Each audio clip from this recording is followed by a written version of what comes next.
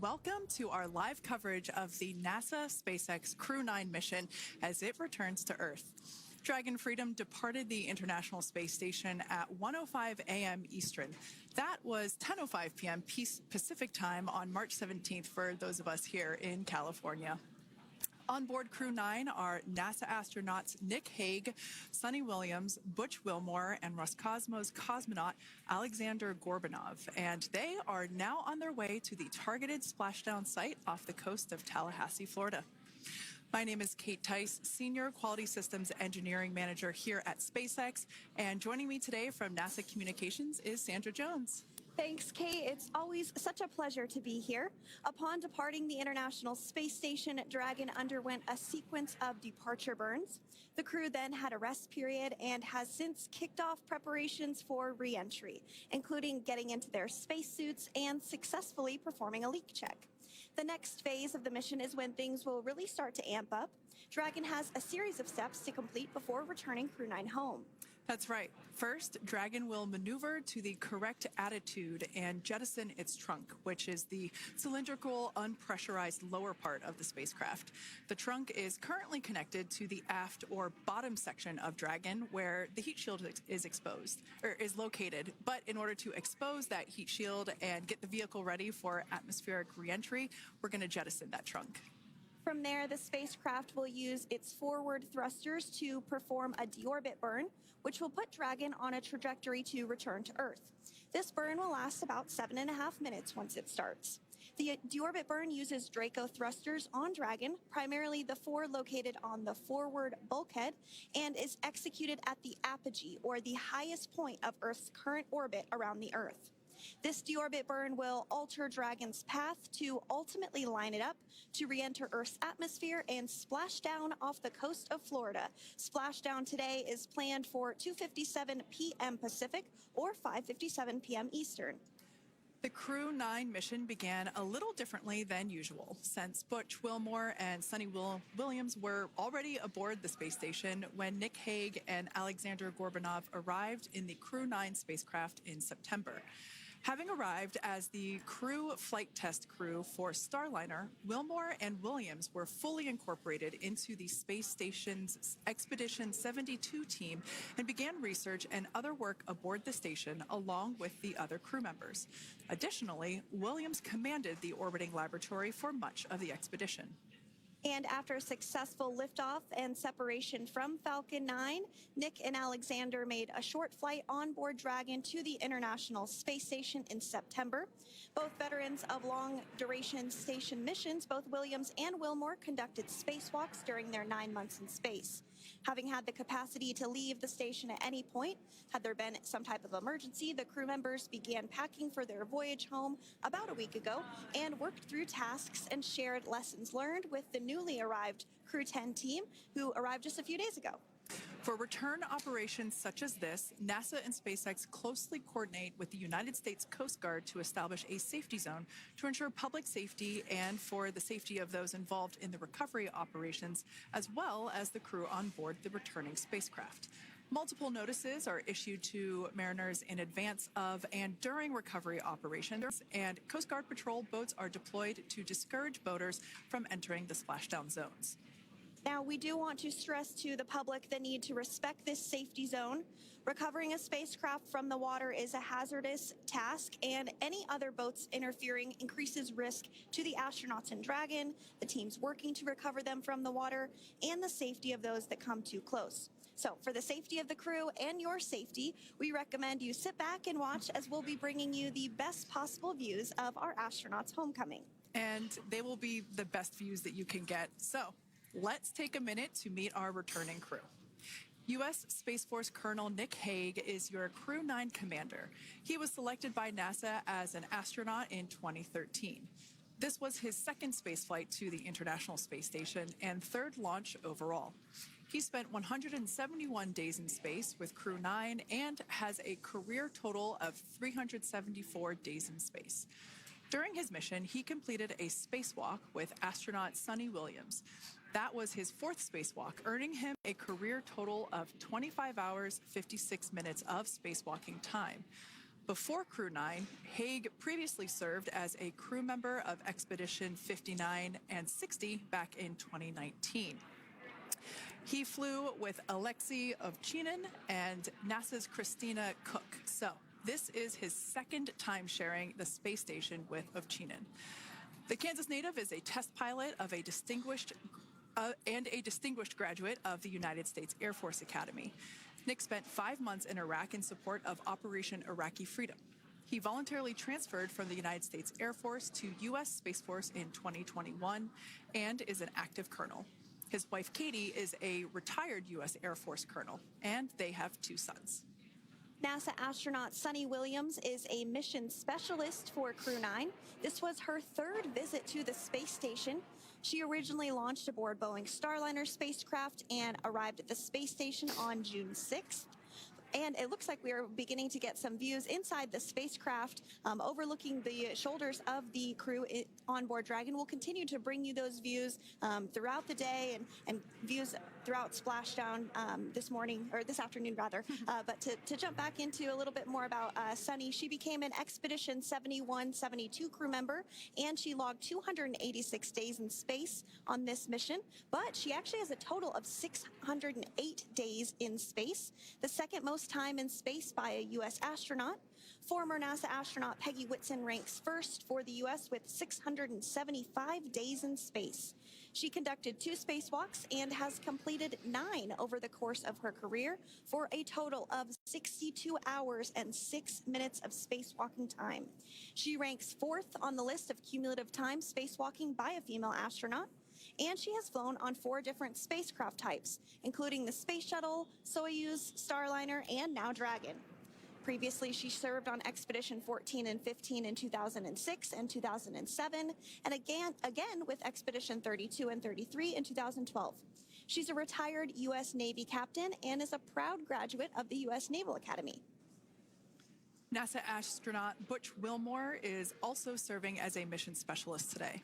This is his 3rd spaceflight and, just like Sunny, logged 286 days in space. He conducted 1 spacewalk and completed 5 over the course of his career, earning him a total spacewalking time of 21 hours, 2 minutes. He's flown on 4 different spacecraft types throughout his career: the Space Shuttle, Soyuz, Starliner, and now Dragon. Previously, the Mount Juliet, Tennessee native served on STS-129 in 2009 and Expedition 41 and 42 from 2014 to 2015. Wilmore is also a retired captain in the U.S. Navy. And Alexander Gorbanov is a 3rd mission specialist serving on today's mission. Crew 9 was his very first spaceflight to the space station, earning him a total of 171 days in space over the course of his career. Gorbanov, along with Nick Haig, saw the arrival of 4 visiting vehicles and saw the departure of 4 as well. The duo orbited the Earth more than 2,700 times during their mission. Before his cosmonaut selection in 2018, Gorbanov worked as an engineer for a rocket space corporation and helped support cargo spacecraft launches from the Baikonur Cosmodrome in Kazakhstan. To prepare for upcoming events, Dragon is currently doing a couple of things autonomously. First, it's isolating the thermal control system fluid loops from the radiator. This system is what will help keep the internal temperature of Dragon very comfortable for Nick, Sunny, Butch, and Alexander during the reentry phase. Dragon is also initiating separation of the claw mechanism, which will terminate data, power, and fluid connections between the spacecraft and the trunk in preparation for that trunk separation that I mentioned earlier. Now, as we saw before, we are hoping to get more views inside of the Dragon capsule. We will bring those, of course. We want to see more of our 4 crew members. But now a bit more of the Dragon Freedom capsule. It has flown on several missions for NASA. It first launched April 27th, 2022. To the International Space Station on NASA's SpaceX Crew 4 mission. It was subsequently used for 2 private spaceflight missions to the space station for Axiom Space, Axiom Mission 2 in May 2023 and Axiom Mission 3 in January of 2024. And of course, Crew 9 launched last year, is September 28th. So yeah, a little bit about the Dragon Freedom capsule. Here, a view that we have once again between the shoulders of Commander Nick Hague, who is on the left-hand side of your screen there, and Mission Specialist Alexander Gorbanov there on the right. That's right, Kate. And the next major milestone that we're looking ahead towards this afternoon is claw separation. We're targeting that claw separation at 2:05 p.m. Pacific time this afternoon, so less than 10 minutes from now. Continuing to get some views inside Dragon Freedom. To the far left there is NASA astronaut Butch Wilmore. And as you can see, the crew is suited up in their spacesuits. They are suited up in what we call dynamic phases of flight. So when they launch, when they dock, when they undock, when they return back for splashdown. We might hear some call outs on the loops about putting their visors down. That will happen just prior to deorbit burn. And you'll hear us pause when some of those communications happen. That's because we want to make sure that we are relaying the best information to you all, and so that you hear it as well. So if you do hear us pause, that is what we're doing. You also see they have their on there, and I know the gloves are pretty unique on the Dragon spacesuits, right? They're custom created? Yes, the spacesuit overall is custom fit for each astronaut. These gloves enable usage of the touchscreen panels that they have in front of them. We can't see it from this view, but that view we saw earlier between Alexander Gorbanov and Nick Hague, that is a touchscreen. It allows the crew to monitor everything that Dragon is doing, along with those tablets that they have there on their legs. So yeah, the spacesuit itself is intended to act as a mini spaceship, if you will, as once the visors are closed, it is able to maintain a pressure in the unlikely event of a depressurization event for Dragon. So there we can see those screens I was talking about. So there in the center, we've got the location tracker, as well as on the left-hand side, it's mapping out the operations that Dragon is executing. The crew has to remain well informed of all these things that Dragon is doing autonomously. That basically means that Dragon is flying itself. The crew has the ability to gain control of the capsule if necessary, but the capsule is essentially going to bring itself home. Gain control of the capsule if necessary, but the capsule is essentially going to bring itself home. But of course, in order to be familiar with Freedom, SpaceX. Deorbit sequence start in 5 minutes.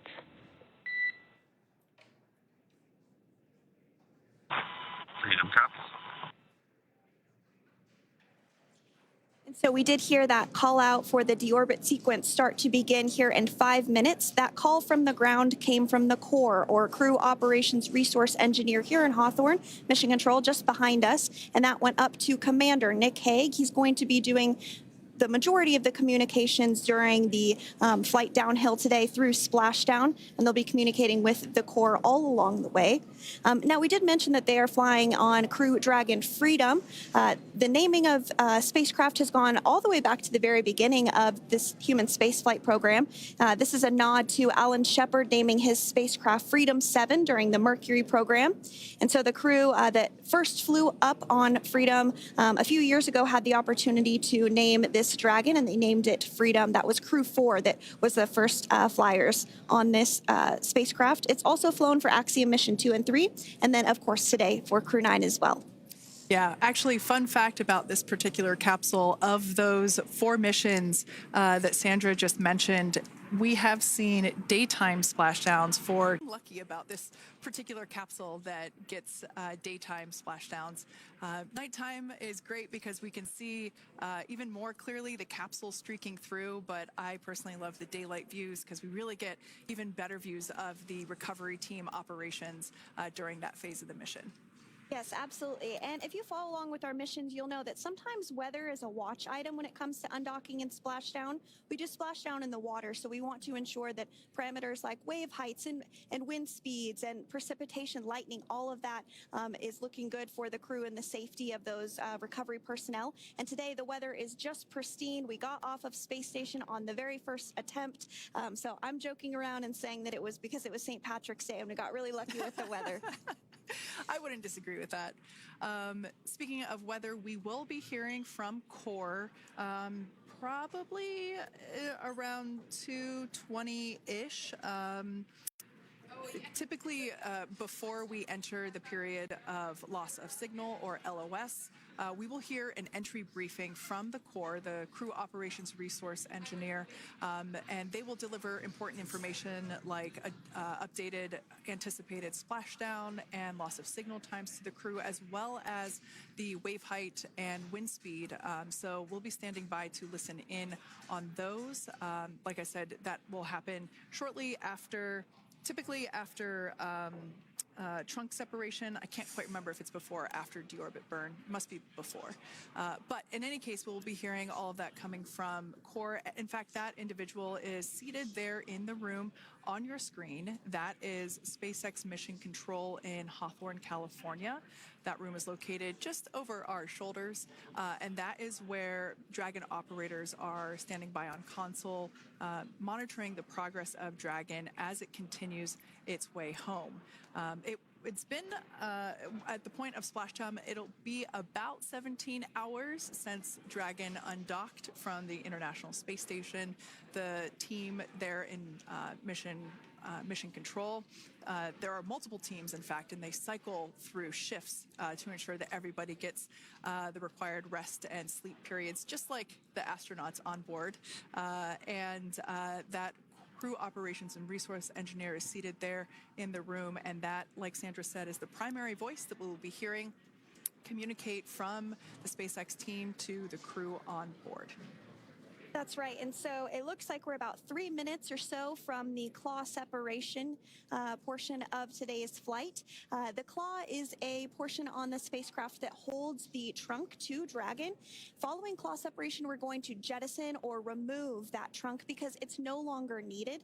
The trunk has solar arrays on it that provides power to the Dragon spacecraft. But now that we're beginning the reentry process, we need to go ahead and jettison that trunk and able to expose the heat shield, which is really going to do the heavy lifting as Crew 9 re-enters the Earth's atmosphere. They come in at 17,500 miles per hour, so they really need to ensure that that heat shield absorbs that heat, and there's... Deorbit sequence start.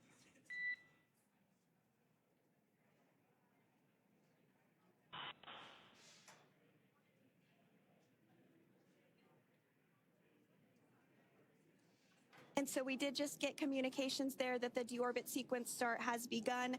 So here in just a couple minutes from now, we expect to hear information or a call back about the claw separation having begun. And again, that kicks off that trunk separation portion that I was discussing to remove that, expose the heat shield, and then eventually we'll have the deorbit burn. And we'll continue to walk you through all of these milestones as we approach them ahead of our splashdown at 2:57 p.m. Pacific time this afternoon off the coast of Tallahassee, Florida. Yeah, we're very excited to bring the Crew 9 crew home.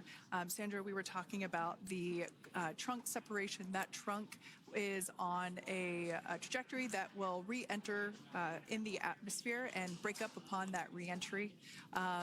The heat shield itself is one of my favorite parts of the Dragon capsule.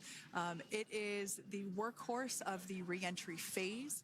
It will work to protect the Dragon capsule and the crew members on board during the re-entry phase as the temperatures outside of the capsule build up to, I believe, about 3,000 degrees Fahrenheit in excess of. And meanwhile, the interior of Dragon stays a very comfortable temperature. That heat shield does a lot of the work, and we'll see that plasma build up on the exterior of the capsule. As a result of the plasma that builds up, we will lose communications with the crew. This is known as loss of signal, or LOS. This is roughly a 10-minute period on average, even less than. I believe today it is probably about 6 or 7 minutes long. It kind of depends on the mission, and it happens for every Dragon capsule that re-enters the atmosphere. Due to that plasma buildup, we're not able to communicate or command the capsule, so we stand by while we wait to regain communication after we pass through that period of loss of signal and get what's known as AOS, or acquisition of signal. Continuing to stand by for claw separation, and then we'll look towards trunk separation. It'll be just about a minute or so after that. That happens pretty rapidly in succession. Some of our milestones will take a little bit longer throughout the day. For example, we will have a deorbit burn after that will take about 7.5 minutes and helps get Dragon set up in the right trajectory to splash down in the Gulf off the coast of Florida. So continuing to stand by for claw separation.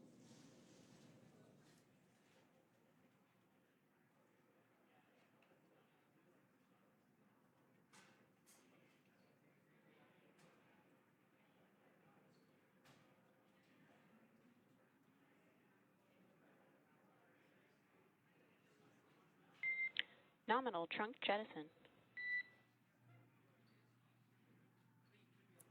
All right. Freedom copy. Great news there. That trunk has been jettisoned from the Dragon capsule. So the claw was separated. That's the mechanism that connects the telemetry and power between the Dragon capsule and the trunk. In order to expose the heat shield underneath Dragon, we had to jettison that trunk, and so we just got confirmation that that has happened. So that is great news. Basically means that telemetry is looking good and that the nitrox system is primed for cabin and suit cooling, and the heat shield, like I said, is now exposed and ready for atmospheric reentry. The trunk served its purpose by gathering energy from the sun through its solar cells and converting that to battery power. Since we separated the trunk, we can't generate any more new power, but we really don't need to since we're coming home and Dragon has enough battery power already stored. Now, up next, the final steps that Dragon will perform prior to reentry: the slew, or the maneuver to deorbit burn attitude, and then the deorbit burn itself. This deorbit burn is the last time that the forward Dracos, which are the 4 thrusters located on top of the spacecraft under the nose cone, it's the last time that they will ignite. The deorbit burn will place Dragon on a precise trajectory to return to the splashdown zone off the coast of Florida, off the coast of Tallahassee, Florida, and that will last about 7.5 minutes once it starts. And so deorbit burn is targeted for 2:11 p.m. Central Time, so about 2 minutes from now. As we mentioned, it's going to last about 7.5 minutes, again, helping to get Dragon into the precise trajectory to ensure that splashdown occurs in the area that was calculated and where the recovery team is already in place, ready to support splashdown operations today.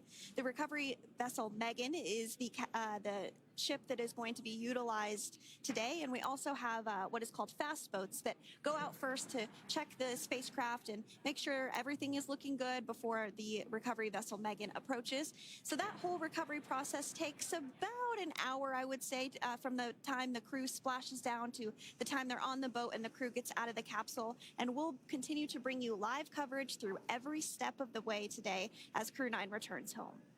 Indeed. Now, let's take a little bit of a closer look at Dragon. One of the great things about being close to the space station is that we can use space station cameras to look at Dragon. But now that Dragon is on its way home, we don't have those external cameras. So here's an animation of what the capsule looks like. We've got the pressurized section, the capsule on the top, and the trunk, or the unpressurized section, on the bottom. That's where those solar panels that we manufacture in-house are located, soaking up the energy from the sun and turning it into power for the capsule. At the very top of the capsule is the nose cone. That is where the Dracos, the forward Dracos, are located. That nose cone is currently open, not closed like we saw in that animation. Once we get through the final maneuverings for the re-entry phase, we will close the nose cone capsule just before Dragon begins its atmospheric entry to protect that forward hatch there located along with those forward Dracos. So go ahead. Oh, that's right. I was going to mention that the nose cone does open shortly after launch, and it remains open the entire time that Dragon is docked to the International Space Station. So as an example for this particular spacecraft, Freedom, since September when it docked to the International Space Station, remains open that entire time, and here shortly it will close for the very first time since September. So quick recap of what Dragon has done in recent history here. We basically began preparations for re-entry known as the deorbit sequence. So Dragon released the trunk. As we said before, we separated the claw, we released the trunk. It next will slew to the deorbit burn attitude. Slew basically meaning maneuver, so it will position itself correctly to execute that deorbit burn. We want the heat shield side to be facing forward, or first, if you will. We want that to be the leading edge of the Dragon capsule, as that heat shield is meant to basically be an ablative material for the heat that it will incur. Once we complete that deorbit burn attitude slew, we will initiate the deorbit burn itself. That will last for several minutes, expecting that to be to start here any moment now, actually, and then it will go until about 2:18 p.m. Pacific time, or 5:18 p.m. Eastern time. And I did hear confirmation that that deorbit burn is underway. As we mentioned, it's about a 7.5-minute burn. So within the last 10 minutes, Dragon has jettisoned its trunk and initiated the deorbit burn just seconds ago. As mentioned earlier, for those operations, NASA and SpaceX closely coordinate with the United States Coast Guard to establish a safety zone to ensure public safety and for the safety of those involved in the recovery operations, as well as the crew on board the returning spacecraft. Multiple notices are issued to the mariners in advance of and during recovery operations, and Coast Guard patrol boats are deployed to discourage boaters from entering the splashdown zones. So we do want to stress to the public the need to respect this safety zone. Recovering a spacecraft from the water is a hazardous operation, and any other boats interfering increases the risk to not only the astronauts in Dragon, but the teams working to recover them from the water and the safety of those that may come too close. So for the safety of the crew, which you see there on your screen, your safety, we recommend you sit back and watch as we'll continue to bring you the best possible views of our astronauts' homecoming. Yeah, as I mentioned earlier, this deorbit burn is the last time that we will utilize our 4 forward Draco thrusters. Forward basically meaning at the top of the Dragon capsule. Dragon Freedom has not yet entered the Earth's atmosphere. This deorbit burn is what will line the vehicle up and put it on its final trajectory to the landing site right off the coast of Tallahassee, Florida. So basically, it is the last burn that the Dragon spacecraft executes and is what really locks it in for that precise landing. As you can see on your screen right now, Nick, Sunny, Butch, and Alexander are using their screens to keep tabs on the burn duration, the Draco firings, and trajectory details such as entry angle, spacecraft perigee, and how much distance remains until deorbit burn termination. As I mentioned earlier, Dragon is flying itself. So all the crew has to do is stay strapped into their seats and keep tabs on things. Although I must say, if I had one of those window seats, it would be pretty difficult to restrain myself. Now, with Nick, Sunny, Butch, and Alexander ready to deorbit and splash down back on Earth, they will be heading to one of 8 targeted sites supported by SpaceX and NASA. All of these sites are located off the coast of Florida, either in the Gulf of America or the Atlantic Ocean. Spreading the supported sites across multiple locations helps maximize the return opportunities for this mission and future crews, lowering the chance that we'll have to wave off due to bad weather. For those of you following along, you'll know that today's splashdown marks our final Dragon recovery on the East Coast. After 6 great years of successful recovery operations off the East Coast, we'll be moving all Dragon recovery operations back to the West Coast. And as always, NASA and SpaceX jointly select our splashdown location. And for today, the prime recovery site is off the coast of Tallahassee, Florida. The selection process works with a lot of different variables, including the space station's orbital trajectory or path that it follows, what landing sites are available and have favorable weather, how much free flight capability Dragon has for the trip home, and the sleep schedules for the returning crew members, as well as, of course, the big one, the weather. We'll start with calculating daily return options based off of the space station's current orbit and Dragon's capabilities to maneuver and line up for re-entry. The time from undock to landing at the primary site can vary from less than 6 hours to more than 39.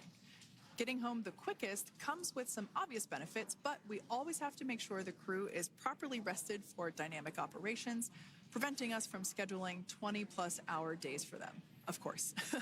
Trajectory and ballistic experts provide the daily opportunities that would line up Dragon with the 7 landing zones and split them into what we call ascending and descending opportunities. Dragon uses its Draco thrusters after leaving station to execute a series of altitude-lowering maneuvers and to line up with the selected primary site. It can also change to different alternative sites while in a free flight if sudden weather moves in that we may need to avoid.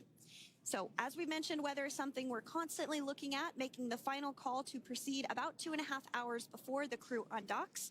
So, for the Crew 9 return, we looked at a number of weather items. Some of the obvious ones are no rain or a chance of lightning in the recovery zone, both for the safety of the crew inside Dragon and the recovery teams in the water. And we're also looking for wind speeds to be less than 15 feet per second or about 10 miles per hour, and relatively calm seas so that we can safely execute recovery operations, which includes landing a helicopter on the recovery ship to fly Nick, Sunny, Butch, and Alexander back to Florida. Once Dragon began flying today, we had a number of additional checkpoints to either proceed towards the primary site, head to the alternate, or select a new zone based on real-time weather data. These checks happened all the way up until we were in the final hours before the deorbit burn, which has just about a minute or so left in it. And this is the last burn in the trip home that commits Dragon to re-entering the Earth's atmosphere.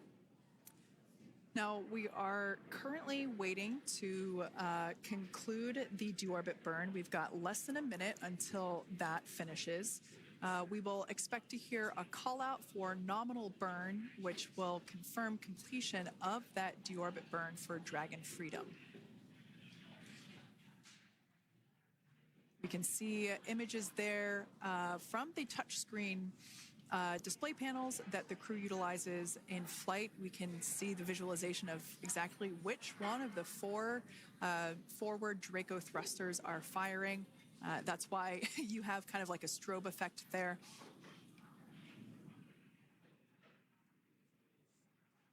And if you're just joining us, you are looking at live views of the Dragon Freedom. On your left is Commander of Crew 9, Nick Hague. To his right is Roscosmos cosmonaut Alexander Grabenkin. And also in Gorbunov, that is Alexander Gorbunov. And then also in the capsule today is NASA astronauts Sunny Williams and Butch Wilmore. We are awaiting confirmation that their deorbit burn is complete, which is the last burn that's going to help set them up on a trajectory to splash down off the coast of Florida. Deorbit burn complete. Performance nominal. Nose cone closure initiated. Freedom copies. All right, excellent news there. We heard the words we were looking for, nominal burn. So that means that that deorbit burn was successful and nominal, meaning as expected. And we're now beginning to close the nose cone in preparation for atmospheric reentry.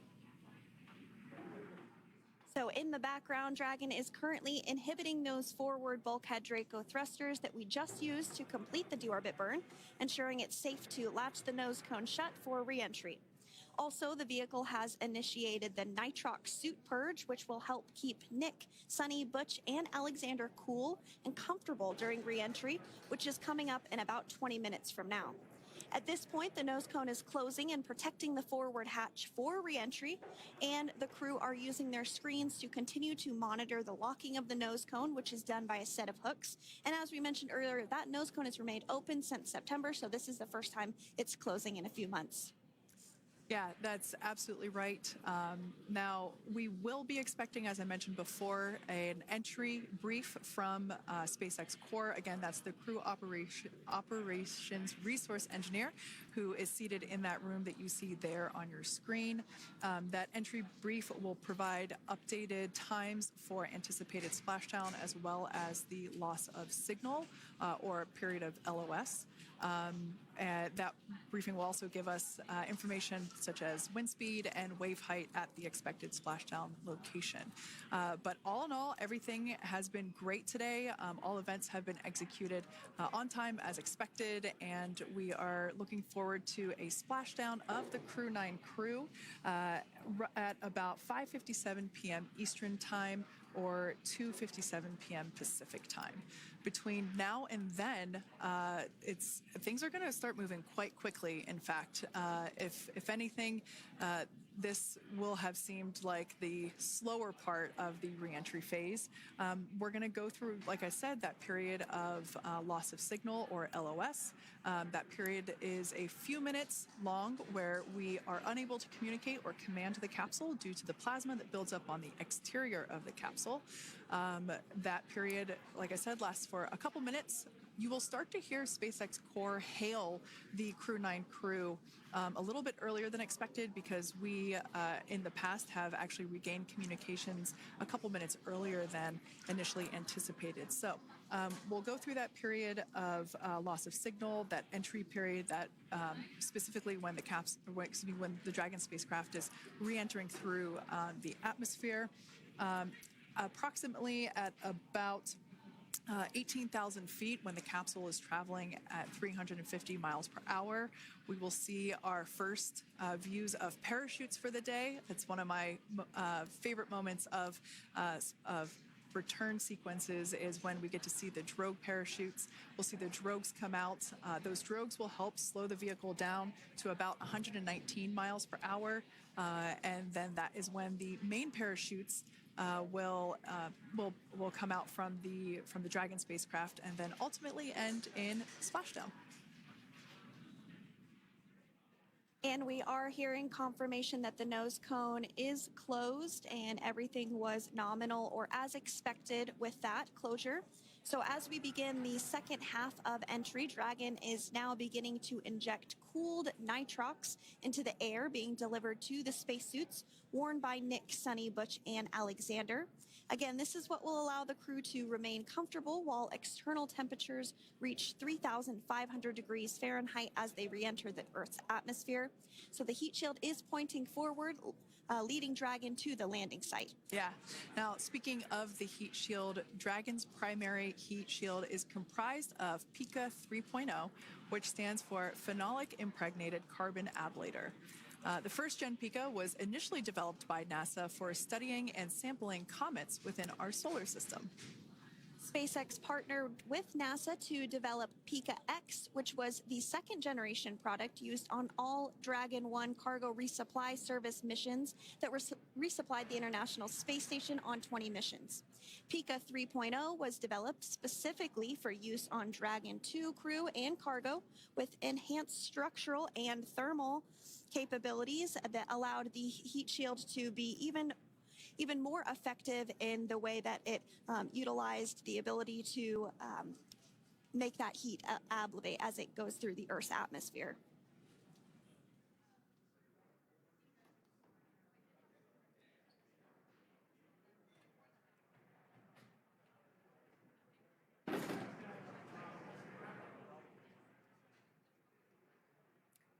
The remainder of Dragon is composed primarily of a SpaceX proprietary ablative material. It's another class of thermal protection which is lighter weight versus PICA and protects the underlying composite structure during reentry to ensure the structural capabilities are maintained. While Dragon will experience temperatures well over 3,000 degrees during peak reentry conditions, the characteristics of the thermal protection system, coupled with the environmental control and life support system in the pressurized interior, will ensure that Nick, Sunny, Butch, and Alexander stay cool and comfortable during all phases of reentry through splashdown. Now, if you've just recently joined us, we hope to regain views of our crew members inside Dragon Freedom, but we don't have those available at the moment due to ground station coverage. So we will bring those back to you as soon as we can. Now, after Dragon Freedom has re-entered the Earth's atmosphere, a series of parachutes will deploy to slow the crew's descent. First will be the 2 drogue parachutes, followed by the 4 main parachutes, and those will guide Dragon to its first contact with Earth since it launched back in September. Dragon will automatically deploy these parachutes when different pressure and positioning sensors on the spacecraft detect that they're at the right speed and altitude. Vehicle velocity at drogue deploy is approximately 350 miles per hour, and they deploy at about 18,000 feet.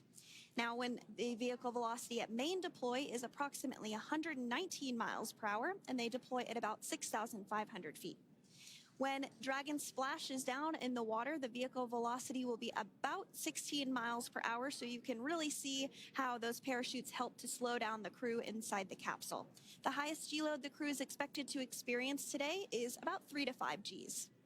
Yeah, when you think about really fun roller coasters, they're about in that range. So I'm sure that our crew on board will be well equipped to experience those Gs. It's nothing for them. They go through much more intense training. And so we are continuing to make our way through a number of milestones today. We did have trunk separation. Freedom, SpaceX. Nose cone is secure for entry. Freedom copies.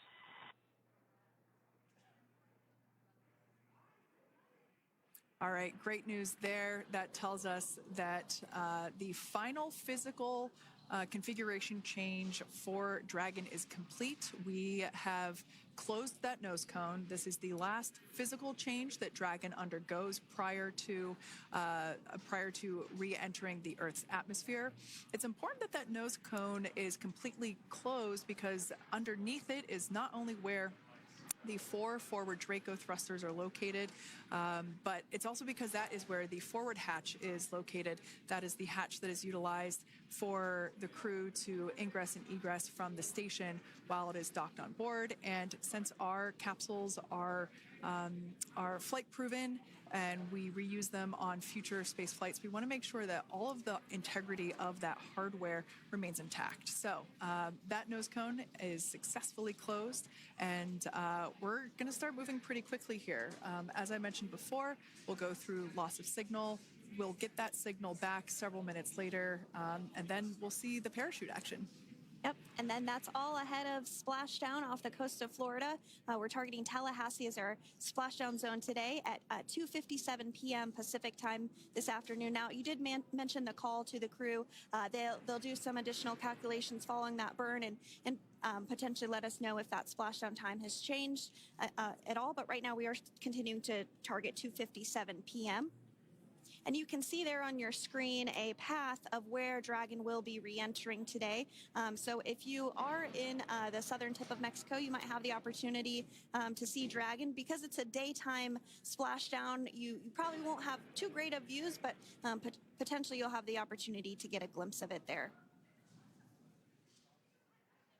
Once again, Dragon operators, they're monitoring the progress of Dragon through this re-entry phase. That is SpaceX Mission Control, located here in Hawthorne, California. That is also where the crew operations and resource engineer is seated.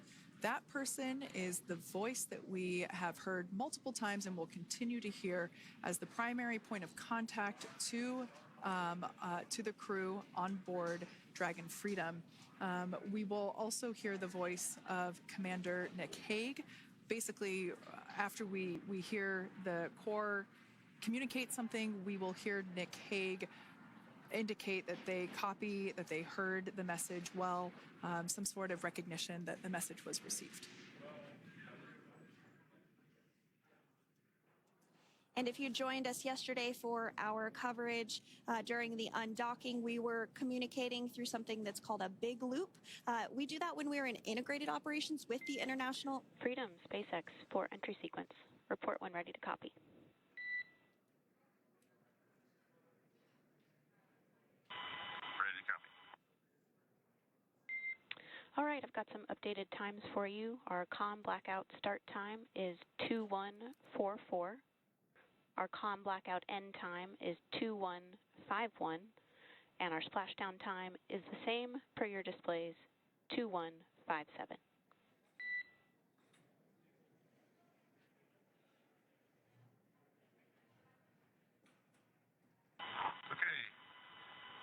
Com blackout start 2144, stop 2151, splashdown per display. That's a good readback. And with that, please report when tablets are secured behind the elastic bands, restraints are tight, and visors are down. And copy, Wilco.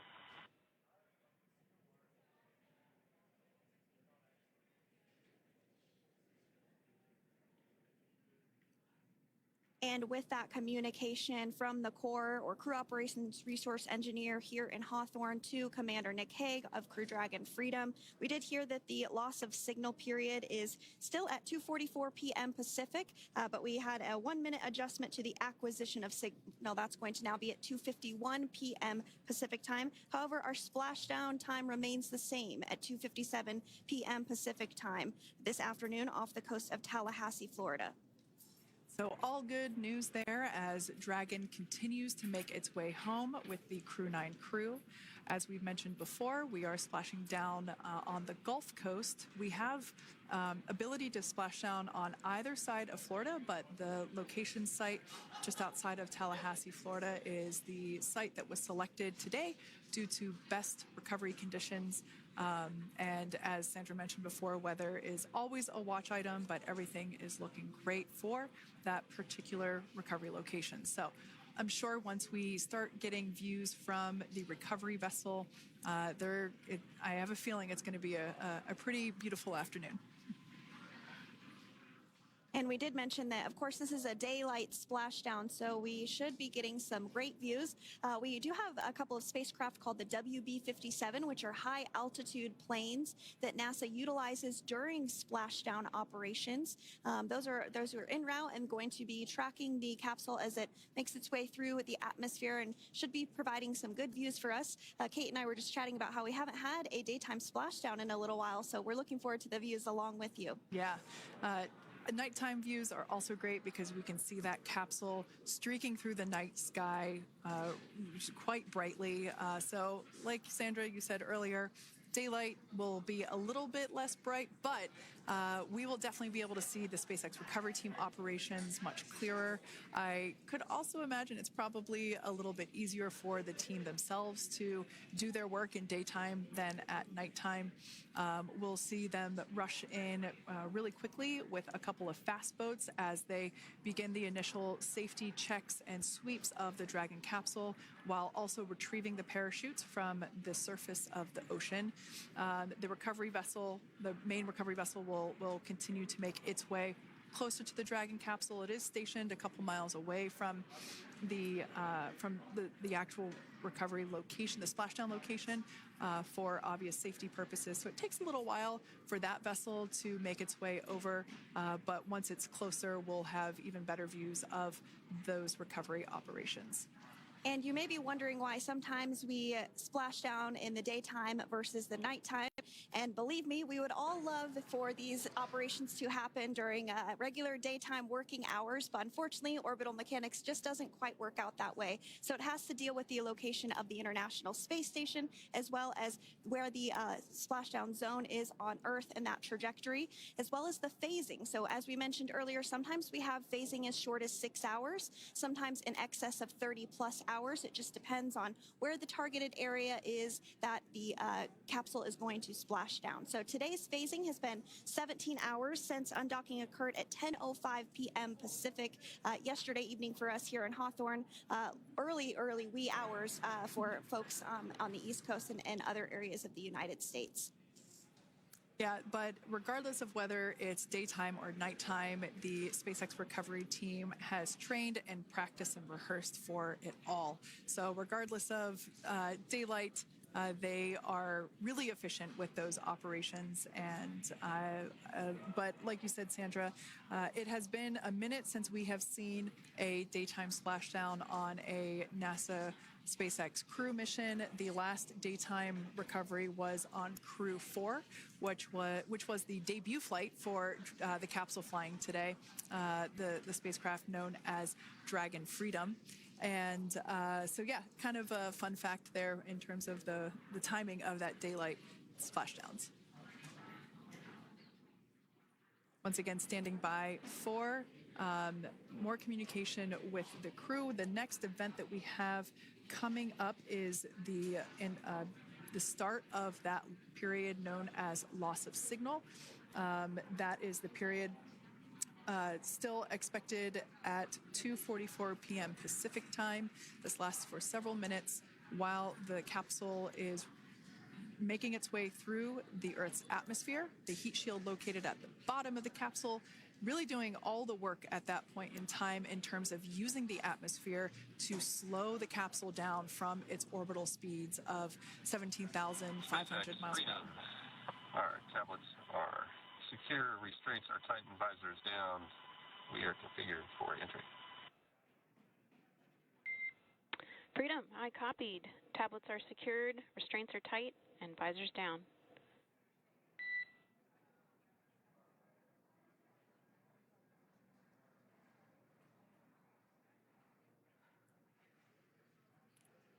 All right, great news there in terms of continuing to make progress.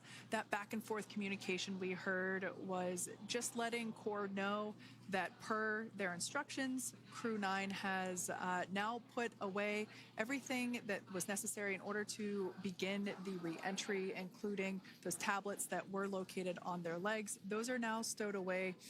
They've tightened that safety harness that we see there, and the visors are now down. So with all that being said, let's take a minute to meet our returning crew. U.S. Space Force Colonel Nick Hague is your Crew 9 commander. He was selected by NASA as an astronaut in 2013. This was his second spaceflight to the International Space Station and third launch overall. He spent 171 days in space with Crew 9 and has a career total of 374 days in space. During his mission, he completed a spacewalk with astronaut Suni Williams. That was his fourth spacewalk, earning him a career total of 25 hours, 56 minutes of spacewalking time. Before Crew 9, Hague previously served as a crew member of Expedition 59 and 60 back in 2019. He flew with Alexei Ovchinin and NASA's Christina Cook. So this is his second time sharing the space station with Ovchinin. The Kansas native is a test pilot and distinguished graduate of the United States Air Force Academy.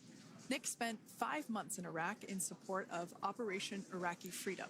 He voluntarily transferred from the United States Air Force to U.S. Space Force in 2021 and is an active colonel. His wife, Katie, is a retired U.S. Air Force colonel, and they have 2 sons. NASA astronaut Suni Williams is a mission specialist for Crew 9. This was her third visit to the International Space Station. She originally launched aboard Boeing Starliner spacecraft and arrived at the space station on June 6th. Following the agency's decision to return Starliner uncrewed, she became an Expedition 71 and 72 crew member, where she logged 286 days in space on this mission. But Suni has a total of 608 days in space, the second most time in space by a U.S. astronaut. 5 minutes until predicted comm blackout. We'll see you on the other side at 21:51.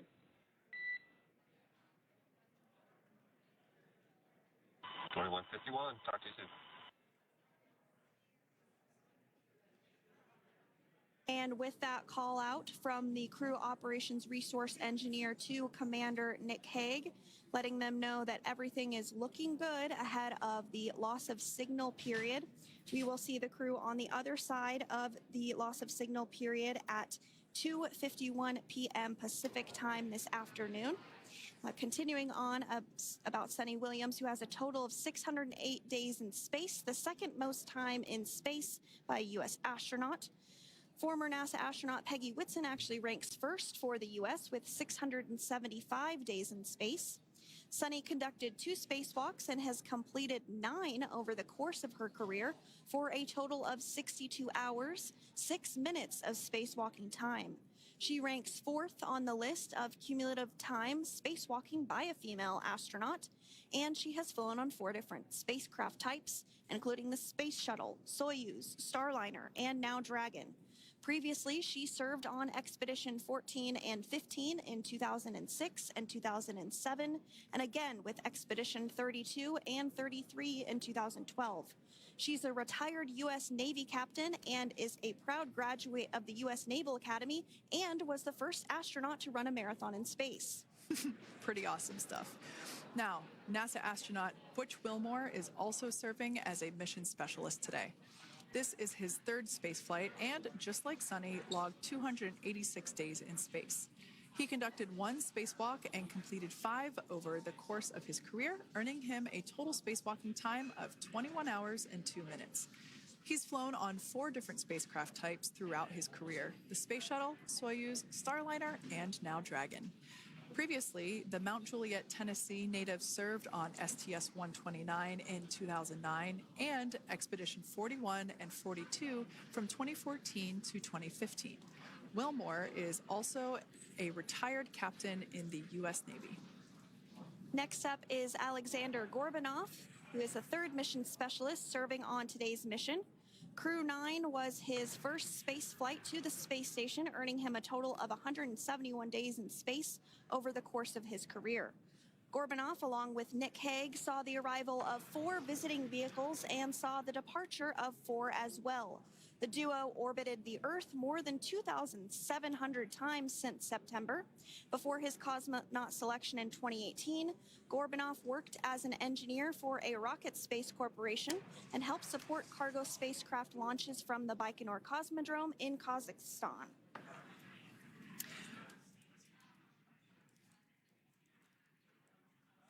So if you are just joining us, we are continuing to bring you live coverage of Crew 9's return to Earth following their mission aboard the International Space Station, where they completed science and research investigations. We are targeting splashdown off the coast of Florida at 2:57 p.m. Pacific time. The next major milestone that we'll look ahead towards is what we call loss of signal, or LOS, when we won't have communications with the crew because they will be re-entering the Earth's atmosphere. And during this process, there is plasma that builds up around that heat shield, so we are not able to communicate with the crew, but we are anticipating to regain communications with the crew at a short time from now at 2:51 p.m. Pacific time today. As we said before, everything continues to look good for the return of the Crew 9 team. We are about to go into that period of loss of signal. Once we get views of the crew inside the capsule, once again, we will be sure to bring those to you. But that period of time is when plasma is building up on the exterior of the capsule, generating heat in excess of 3,500 degrees Fahrenheit. So we are unable to communicate or command the spacecraft at that time. And that includes, unfortunately, video feeds as well. So as soon as we get the views back inside Dragon, we will bring those to you. But until then, we are going to stand by and continue to monitor the progress of Dragon. Like Sandra just said, we are anticipating the blackout period to begin at 2:51 p.m. Pacific time, 5:51 p.m. Eastern time. This will last for several minutes. It's not super exact, even though we are predicting acquisition of signal, or AOS, to come back at 5:51 p.m. Eastern time. In the past, we have regained communication sometimes a little bit earlier than that, so we'll probably start to hear Core begin to hail Crew Dragon a minute or two prior to that anticipated acquisition of signal. But right now, Nick, Sunny, Butch, and Alexander are seated in their seats inside Dragon Freedom. Their visors are down, and they have put away or stored the tablets they had located on their upper leg to monitor Dragon's progress. Now they will be utilizing the touchscreen displays, where the current operation and future operations will be displayed as they are able to monitor Dragon's progress continually. As I said before, Dragon is autonomous, meaning it is flying itself. So the crew stands by and monitors and those touchscreen displays are what will be allowing them to do so and prepare for events such as parachute deploy.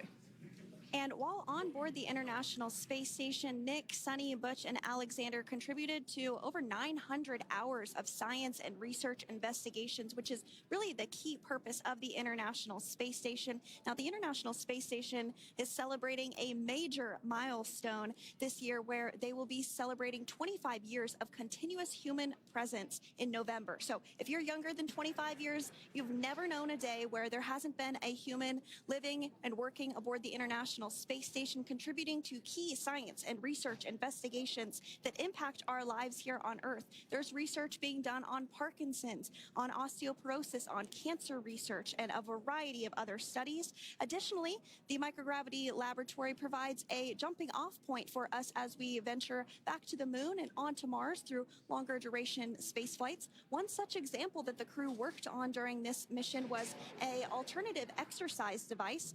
In microgravity, the crew has to exercise for about 2 hours a day because they're not having the effects of gravity on their body. So to prevent bone and muscle loss, we counteract that with 2 hours of exercise per day.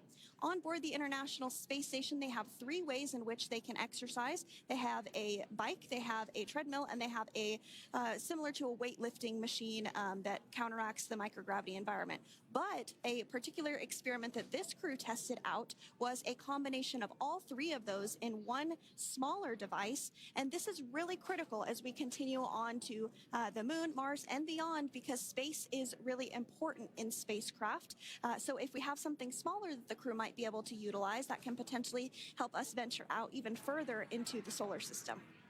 So science is really the name of the game when it comes to the International Space Station. Some of the other science highlights that took place during this increment that are particularly interesting to me was we had the first wooden satellite that was deployed.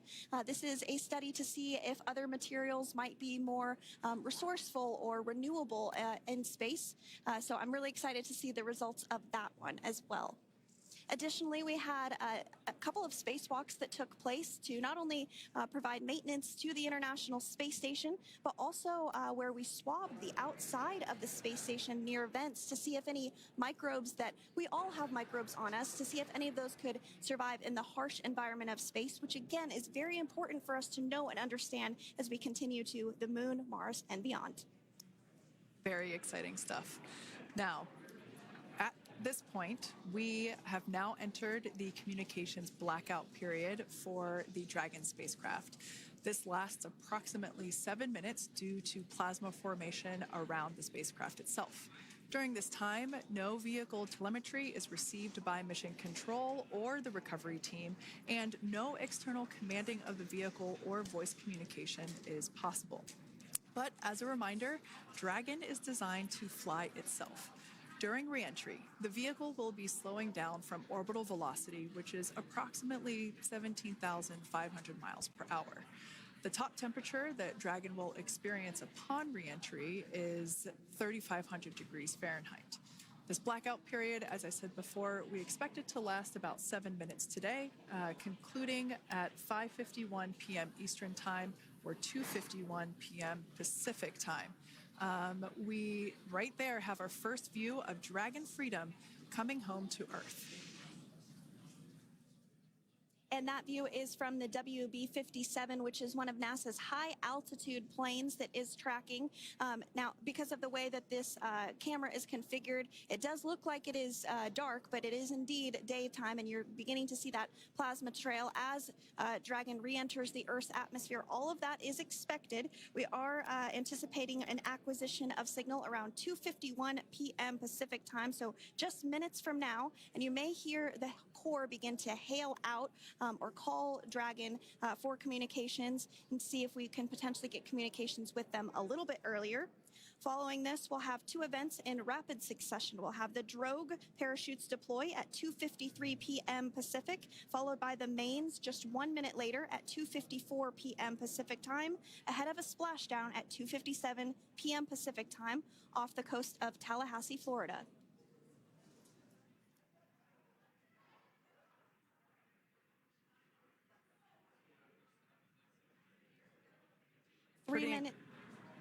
Pretty incredible views of the Dragon spacecraft making its way home back to planet Earth with the Crew 9 astronauts on board. Once again, this view is coming from the WB-57 plane. That heat shield we can see doing magnificent work as it works to Freedom, SpaceX, Comcheck.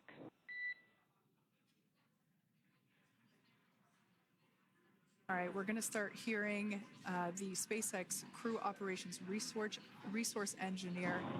SpaceX Freedom is with you. 4.6 feet. Enjoying the ride. Copy that, Freedom. Great news there from Commander Nick Hague reporting back. We see a healthy flight computer. Expect automated chute deployment. Freedom copies. Like we said before, things moving very quickly as Dragon Freedom makes its way home. Next event coming up will be deployment of the drogue parachutes. This occurs around 18,000 feet. GPS has converged. Expect nominal altitude for drogue chute deployment.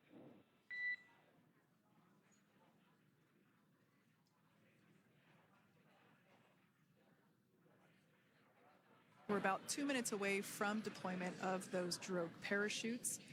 Now the heat shield is continuing to work to slow the vehicle down. That entry period, the Dragon spacecraft went from orbital velocity about 17,500 miles per hour down to about 350 miles per hour. So it really gives you a sense of why that plasma builds up on the exterior of the capsule, thanks to the heat shield and the work that it does. Those drogue parachutes will slow it down from 350 to about 119 miles per hour. We can see 15 kilometers. Brace for drogue window. We can see seat rotation happening inside the capsule. Great to get those first views of our crew members.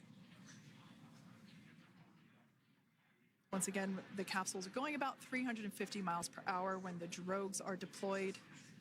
Those drogue parachutes that we manufacture here in-house are going to slow the spacecraft down to 119 miles per hour. And that is when we will see the main parachutes deploy, and that occurs about 6,000 feet above the ocean's surface. And we are expecting drogue deployment at 2:53 p.m. Pacific, so we should see it any second now. And there you are getting a great view of Crew 9 inside Dragon Freedom as it returns back to Earth. We are awaiting the drogue deploys. This view coming from the WB-57 high-altitude plane. And there you see it on your screen, drogue deployment. Drogue descent rate nominal. You can hear the crowd here. Visual on 2 healthy drogues. The crowd here very excited as Dragon Freedom continues to make its way back to planet Earth.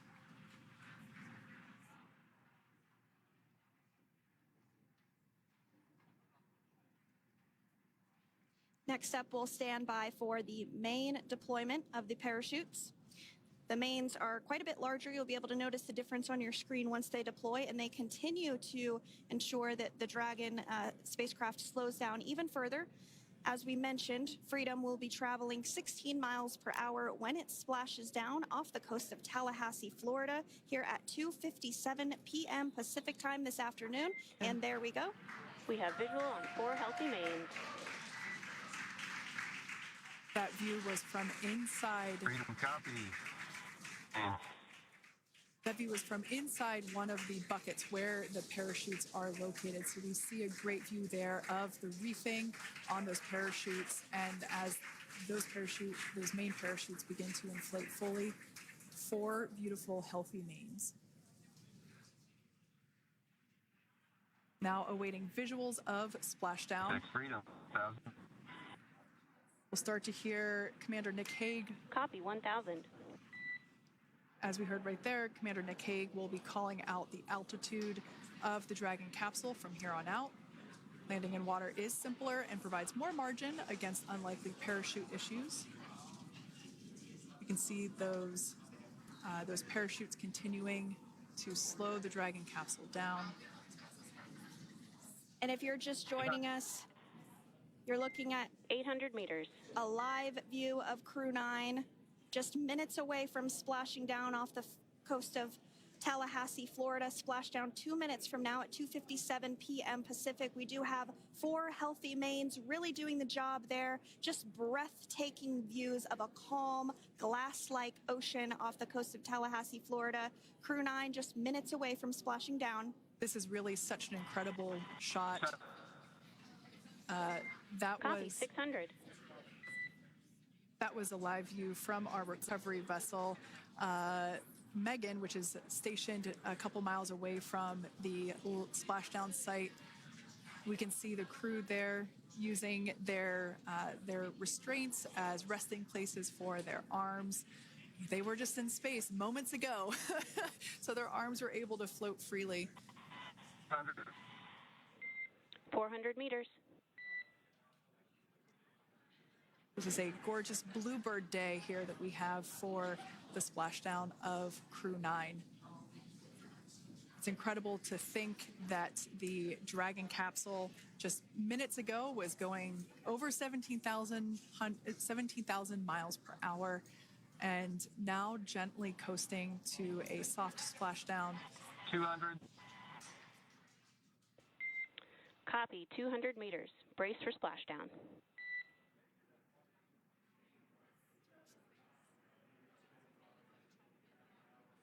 As you can see there on your screen, continuing to monitor progress of the Dragon spacecraft. And we're going to stand by for splashdown located in the Gulf of America off the coast of Tallahassee, Florida.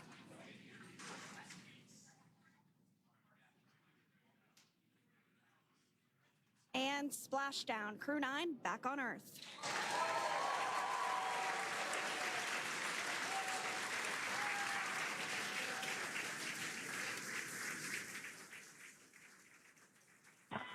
And SpaceX Freedom, splashdown. Good main release. Copy, splashdown. We see main chutes cut. Nick, Alex, Butch, Sunny, on behalf of SpaceX, welcome home.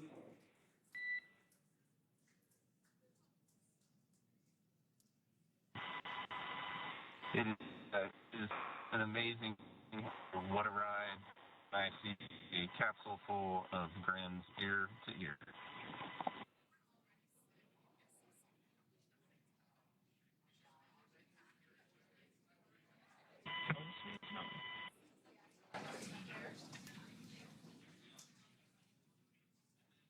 And as you can see on your screen, we have visual confirmation of splashdown. Dragon Freedom has returned home and NASA astronauts. System safety verifications are in progress. We'll report back when recovery personnel are en route.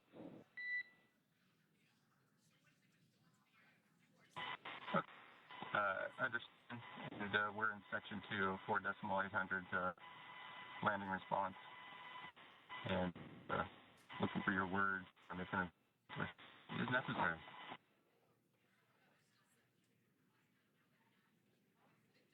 In the distance, we can see the recovery vessel making its way. Copy, you're in section 2 for the environmental assessment in 4.800. That is not necessary today. Understand. Raise and advise. So we will continue to have communications between the Corps and Nick Hague, the commander of Crew Dragon Freedom, which just splashed down 2 minutes ago off the coast of Tallahassee, Florida. Dragon Freedom has returned home with NASA astronauts Nick Hague, Sunny Williams, Butch Wilmore, and Roscosmos cosmonaut Alexander Gorbunoff. They're back on Earth after approximately 17 hours of a return journey from space. The SpaceX recovery ship and team have been waiting for Dragon's splashdown, and they will now make their way to the splashdown location. The teams have been ready and waiting about 3 nautical miles away, so it's going to take them about 30 minutes or so to make their way And to SpaceX Freedom. Pretty sure we're in stable 1. Copy, stable 1. We see the same. It's going to take about 30 minutes for the recovery team to make their way over to Nick, Sunny, Butch, and Alexander, who are still seated and secured inside that Dragon spacecraft there on your screen. incredible views there of that thermal protection system, or TPS. That Dragon capsule was pristine, white color before it departed the station, and we can see how the reentry phase, the thermal protection system did its job. Now, if you're wondering what that hole, that like bucket area is, that is underneath the side hatch. That is where the main parachutes were stored. So when we saw the Dragon capsule docked at station, it looked very different. The panel that protects and covers the main parachutes, that was still intact, as well as the panels that enclose where the drogue parachutes are located. We can see those fast Freedom, boats. SpaceX is go for recovery personnel to approach. Expect personnel alongside in the next few minutes. Freedom copies. We can see those fast boats. We weren't kidding when we said they were fast. While it does take about 30 minutes for the main recovery vessel to make its way over to the capsule, these fast boats will be doing a couple of things simultaneously. A couple of them are going to be working to retrieve the parachutes that you see in the background there of this drone shot. Those parachutes will be retrieved from the ocean surface. We want to make sure we are able to pull those out. The recovery vessel there closest to the spacecraft is going to be performing some safety checks. We can see there they're using an instrument that is basically working to detect if there are any hypergolic vapors or fumes that are still residing in and or around the Draco thruster nozzles or outlets. The hypergolic fuel, which is necessary for on-orbit burns to maneuver the spacecraft. Unfortunately, those hypergolics are unable to be breathed. They are toxic, and so this team here is doing those initial safety checks to make sure that it is safe for the rest of the recovery team to approach the spacecraft. They're also checking to make sure that any residuals from the pyros are safe and are not going to cause any issues. We can see the team working their way around the spacecraft to do these these sniff tests on all of those Draco thrusters. And as we continue to await the recovery of our Dragon spacecraft with NASA astronauts Nick Hague, Sunny Williams, Butch Wilmore, and Roscosmos cosmonaut Alexander Gorbanov inside, Dragon has autonomously completed several steps to safe itself following splashdown.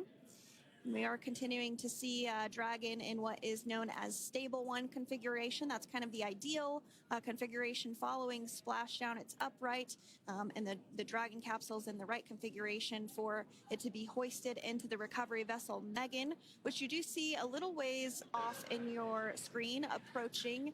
Dragon will continue to remain live on air with you through that recovery process, all the way through the point where the crew is extracted from the Dragon spacecraft. Now, if you are just joining us, the mission has gone smoothly so far. Dragon successfully splashed down off the coast of Tallahassee, Florida at 2:57 p.m. Pacific, 5:57 p.m. Eastern Time this afternoon. Approximately 17 hours prior to splashdown, Dragon autonomously undocked from the International Space Station, completed a series of departure burns, jettisoned its trunk section, and performed its final burn, the deorbit burn. This placed the Dragon spacecraft on a trajectory toward Tallahassee, Florida. Dragon successfully re-entered the Earth's atmosphere, followed by deployment of its parachutes to slow the spacecraft down to a gentle splashdown.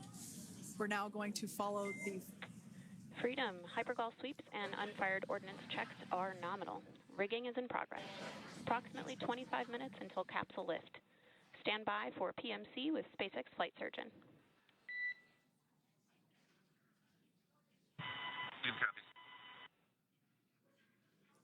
And so what we did just hear there was communications that those hypergol checks were complete.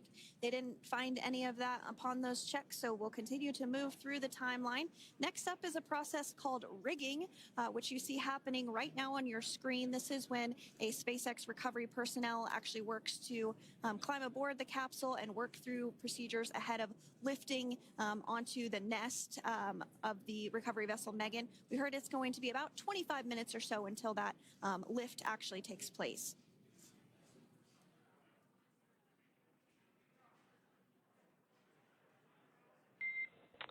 Okay, Freedom, the next call will be from the SpaceX flight surgeon on Dragon to Ground Private. Understand. Thank you. Callouts there indicating that the crew will have the opportunity to do a quick check-in with the SpaceX flight surgeon. This is standard procedure for every Dragon spacecraft when it returns to Earth. It's just an initial check-in, make sure everybody is doing okay. They will also have another check-in with the flight surgeon once they are on board that recovery vessel that you see there in the background. We can now see that SpaceX recovery team member they're on top of the Dragon spacecraft. They are going to be working to install plugs in the Draco thrusters to ensure that none of those and to ensure that no more hypergolic fumes or vapors come out from the spacecraft. They'll also place harnessing around the spacecraft that are required in order to lift it out of the water. Go ahead, Sandra. Continuing to get some views of the recovery personnel, both the main recovery vessel Megan, as well as some of those fast boats that we've discussed previously. It looks like just a beautiful day there out off the coast of Tallahassee, Florida. Weather was pristine. We were able to get undocked from the International Space Station as expected at 10:05 p.m. Pacific time yesterday evening, and Crew Dragon has since completed steps ahead of its splashdown at 2:57 p.m. Pacific, and we're now stepping through procedures to get Dragon hoisted up onto the Megan recovery vessel and get the crew extracted out of the spacecraft. And you did see some of the parachutes that were near the spacecraft. Upon detection of landing, Dragon automatically releases those main parachutes to prevent wind from pulling the spacecraft. Dragon then automatically safes any pyrotechnics that may still be present on the vehicle and may automatically perform additional minor system reconfigurations. The astronauts will remain seated and in their suits at this point, but the onboard air conditioning keeps things temperature controlled inside the spacecraft so the crew remains comfortable, and the communication systems. Freedom, SpaceX, ComCheck. SpaceX, this is Freedom. Yeah, loud and clear. Copy that, Freedom. Have you loud and clear as well, and Dragon to Ground is no longer private. Understand, thank you. As we saw there on the screen, we have a couple of fast boats in the recovery fleet that have quickly moved into the splashdown location. They are being followed by one of the main recovery vessels, which will move into position upwind of the spacecraft. The two fast boats have very specific roles. Excuse me. The first approach is focused on immediate safety inspection, as we saw. They do this for spacecraft integrity and checking for any presence of those hypergolic propellant vapors. And this ensures that it is safe for the recovery vessel to approach Dragon. Once Dragon is cleared for full approach, as we heard is the case today, the team begins rigging the spacecraft for water recovery by the recovery ship. The second fast boat is responsible for parachute recovery and also serves as a redundant boat to the first one that makes the initial approach to the Dragon spacecraft. As we saw a little bit earlier, we were also able to see one of the recovery team members get on a jet ski to help gather up the parachutes that were automatically detached from the Dragon spacecraft upon splashdown. And it will take a little over 10 minutes for the recovery crew to complete their safety checks. Once complete, the team will begin preparing Dragon to be lifted, and as you see, they are preparing for that to take place at this point. As part of the preparation for this lift, one member of the recovery team has climbed on top of the spacecraft already so they can attach Dragon's hoist rings and connect to the lifting lines. It will take us less than an hour to raise Dragon to the recovery boat and remove the crew from the spacecraft. After medical checkouts, the crew will return to land within 4 hours by helicopter. And if no additional medical assistance is needed, the crew will board a waiting NASA plane and depart for Houston.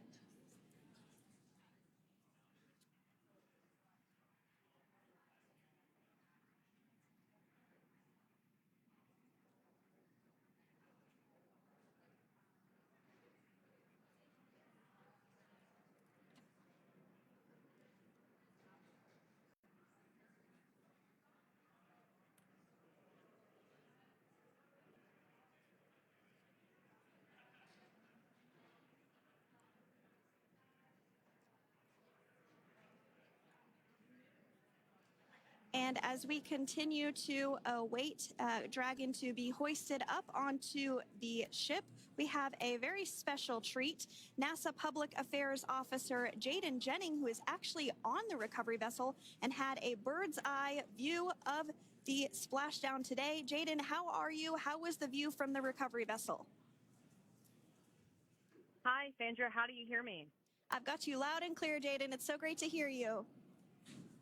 Awesome. So splashdown, Sandra, was nothing Freedom, short of be advised. spectacular. We are transitioning the forward link. Comm will be unavailable for approximately 5 minutes.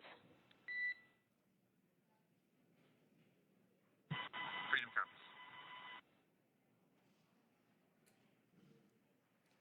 Thanks so much, Jaden. We did just have some communications letting us know that we'll have about a 5-minute period where we won't be able to hear from the crew. So please go ahead, tell us, how was the view from the recovery vessel? Absolutely. Yeah, I was mentioning earlier, splashdown was nothing short of spectacular.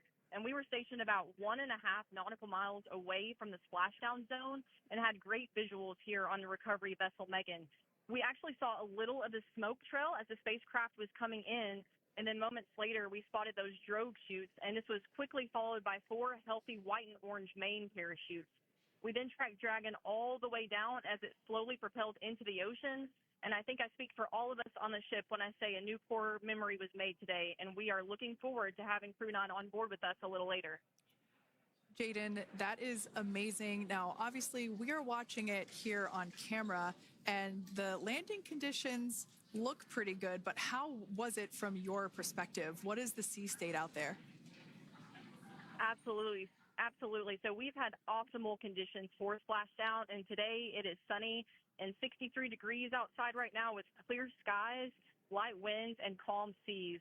The sea looks absolutely beautiful right now, and light blue with the sun reflecting from it. And Kay, I think the crew's going to like what they feel weather-wise on this picture-perfect day for splashdown off the coast of Tallahassee. Thanks so much, Jaden. It certainly looks like a beautiful day. Can you tell us a little bit about the journey of the recovery forces to get to this point? Sure. So one unique aspect of this recovery was the onboard training on station conducted for Butch and Sunny to ensure they were ready to return on a Dragon spacecraft. That training covered all aspects of their return, including nominal and contingency departures, deorbit burns, splashdown, and post-landing ops, which is what this team is preparing for now. As for the recovery teams themselves, we started the day taking a series of helicopters out to the vessel. And as standard, the recovery director and crew support teams were on that first helicopter out and took the time to get everything prepared on the ship. About 2 hours before splashdown, they deployed those fast boats and jet skis into the water. I was actually on the second helicopter out, and we were on the vessel about an hour and a half before splashdown and landed on top of the helicopter pad on the Megan. And the teams have been working diligently across their respective disciplines this week, executing what can only be described, in my point of view, as a logistical masterpiece, just ensuring every detail has been in place for Crew 9's return. That is such great news. I'm so glad that you're able there to experience it in person. Now, can you tell us a little bit about what's next to retrieve the crew for the recovery personnel on board? Yeah, Kate. So coming up next, Dragon will be hoisted into the on-deck translation system, or the nest, at the aft end of the ship, and then will be translated pretty quickly towards that egress platform. We'll perform another series of safety checks as final precautionary measures just to make sure there are no hypergolic vapors present before opening that side hatch. And then once that side hatch of the spacecraft is open, the crew will be assisted out of the capsule one by one from NASA and SpaceX. Freedom, SpaceX, ComCheck. Freedom's got you loud and clear. Thanks, Nick. I've got you loud and clear as well. We have completed our forward link transition.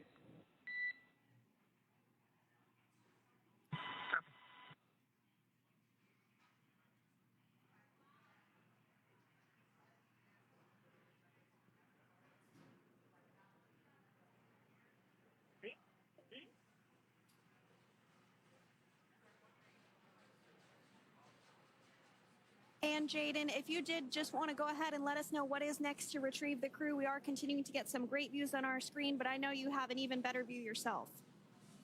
Oh, yeah, Sandra, this view is absolutely unbeatable.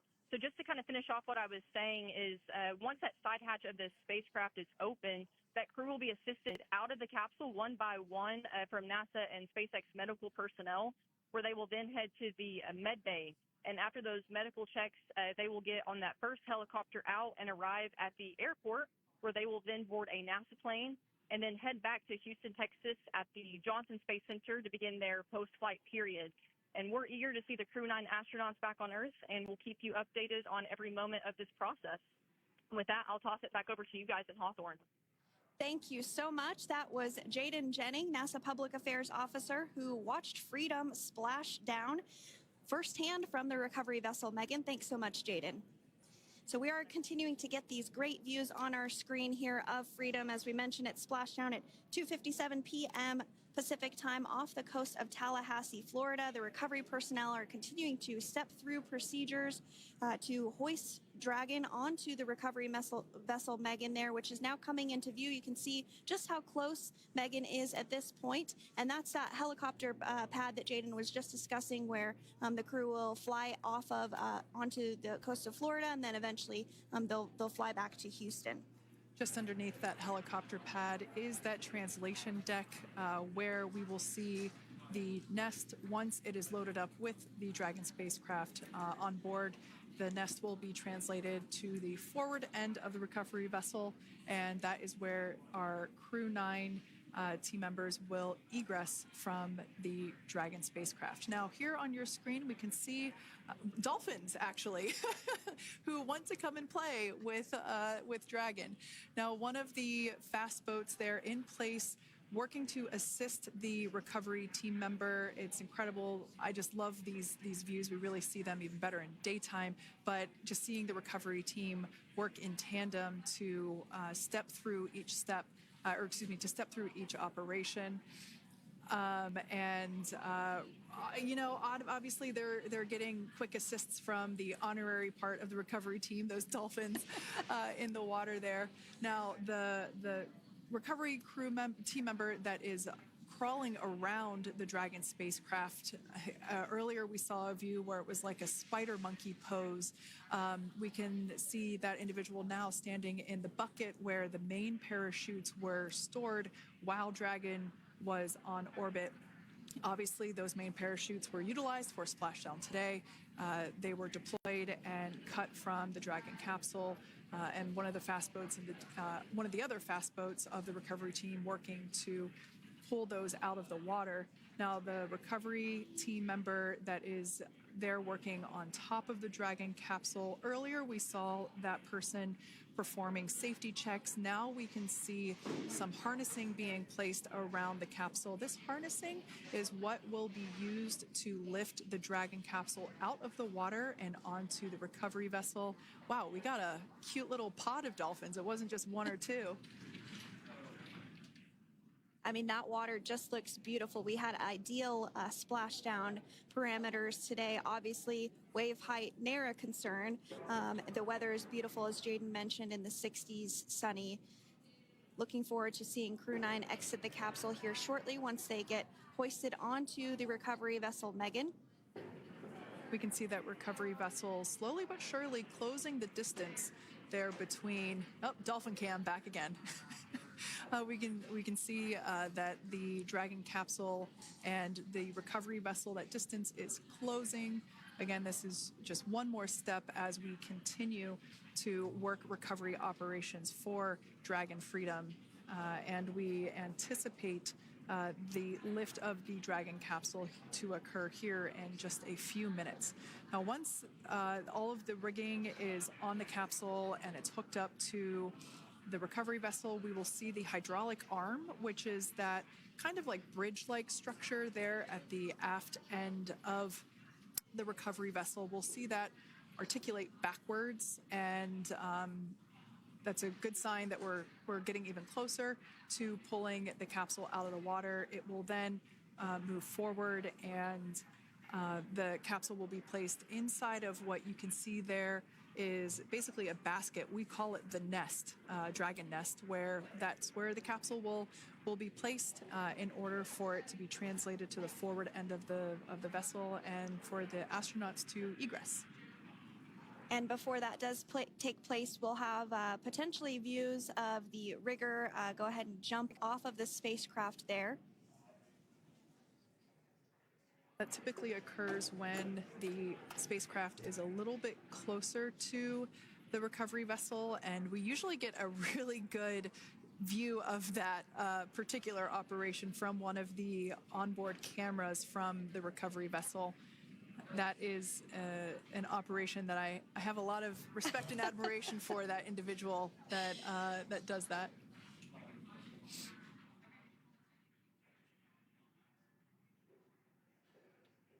So again, Dragon continuing to get closer and closer to the recovery vessel, Megan.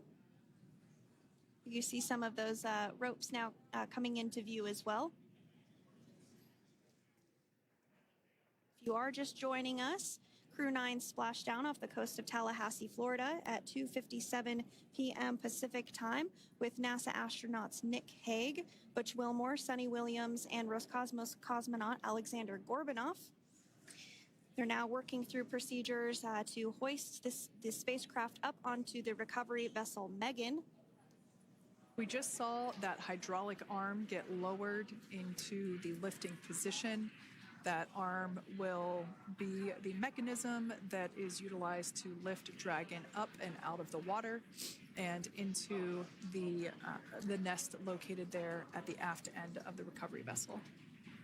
And the recovery vessel being used today is, as we mentioned multiple times, is named Megan, but that's actually after NASA astronaut Megan McArthur, who flew on Crew 2 a couple of years ago.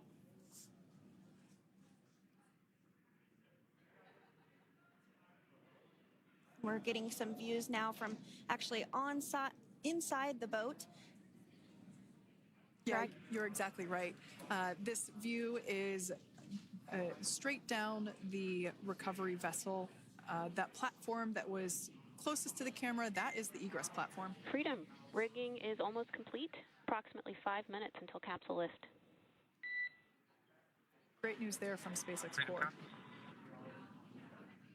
So about 5 minutes left until we see Dragon Freedom get lifted out of the water.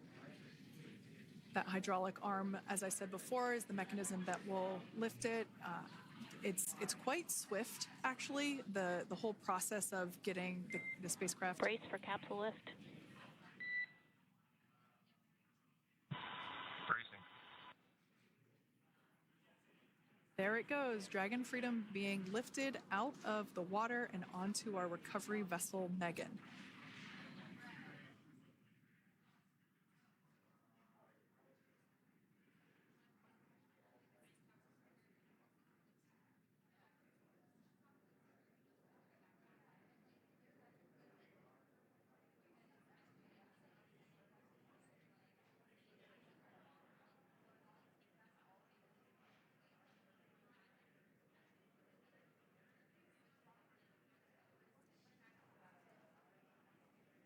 So once securely on...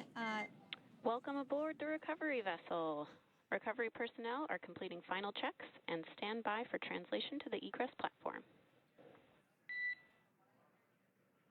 Freedom copies. Great. great news there, letting us know that Dragon Freedom has been successfully recovered from the water's surface. If you've just joined us, we had an on-time splashdown at 5:57 p.m. Eastern Time, and we can now see that the water recovery operations are continuing to progress. The nest where the Dragon spacecraft is located is going to get moved forward. This will happen after one of the recovery crew members does some checks, and we'll also see some hosing. Obviously, the spacecraft splashed down in salt water. Salt water is corrosive, and we want to try and rinse out as much of the salt water as possible to reduce that corrosion on the metallic structures. So we can see some guidance there being provided, really steering the spacecraft properly into the Dragon's nest. And it's been 30 minutes since Dragon splashed down, and as you can see there, the spacecraft is already on board the recovery vessel Megan. Things continuing to move very smoothly today throughout the entire operations from the deorbit burn up until this point as well. And Freedom, it looks like the positioning wasn't quite right, so they are working on repositioning the capsule in the nest now. Okay, copy that. Thanks. And with that, the team is just going to adjust the Dragon spacecraft a bit so that it's in the right position ahead of translating up a little bit closer ahead of the side hatch. So the team is now going to step through the procedures to ensure that that takes place. While Dragon does fly itself autonomously, it clearly is unable to park itself autonomously. We want to make sure that the Dragon capsule is properly seated there in that nest.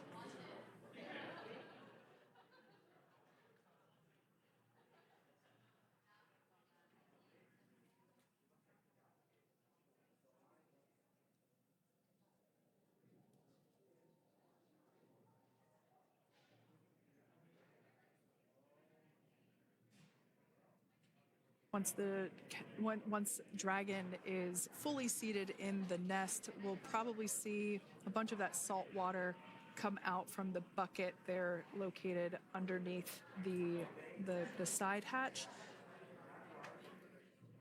See some salt water splash out. As I mentioned before, one of the recovery team members will begin hosing down the exterior of the spacecraft.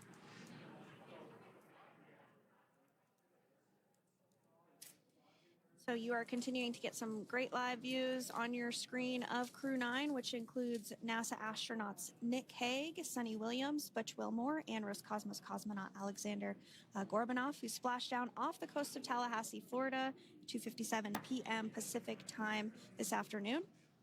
Now working to get that spacecraft situated in the nest.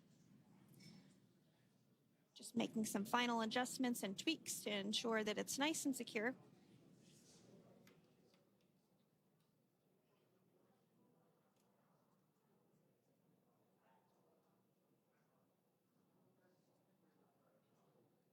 Once the spacecraft is seated and secured and oriented correctly in the nest, Dragon will be moved into the hangar located underneath that helipad that we saw earlier from the aerial views during recovery. All right, Freedom, looks like you are settled into the nest now. Team is working through hypergol sweeps. Copy all.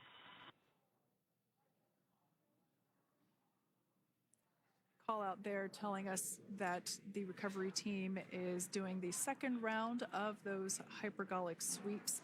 This helps ensure that everyone, all the recovery team members that are located basically right where this camera is located on, towards the forward end of the recovery vessel, that they will all be safe once the spacecraft is translated forward. So we're just doing some additional steps to make sure that the hypergolic propellant that is utilized for maneuvering the Dragon capsule while on orbit, making sure that none of those vapors are still present on the exterior of the capsule. That's right. And there are a variety of individuals on board the boat that help with recovery operations. Not only do we have the recovery personnel that you see here, but we also have a doctor that will check out the crew members as standard procedure.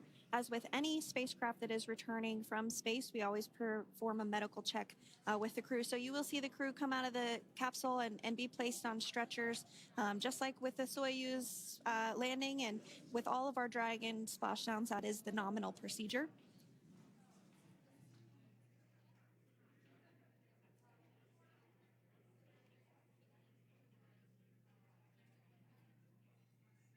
We'll stand by to see Dragon Freedom translate or scooch up a little bit closer to the camera angle that we're seeing right here.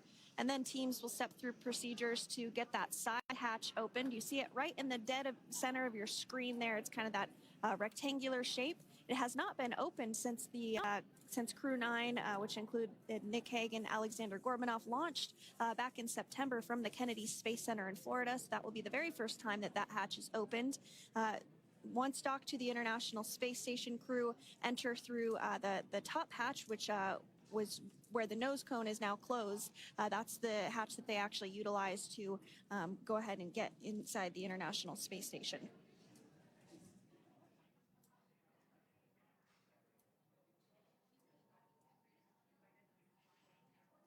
So as we get a little closer to that hatch opening procedure, you might start to see more individuals come into frame for some of that support. The ship has a maximum capacity of a little over 40 people on board, and it takes a variety of different roles, as we've discussed, to support. Also on board is the chief of the astronaut office for NASA, that's Joe Acaba.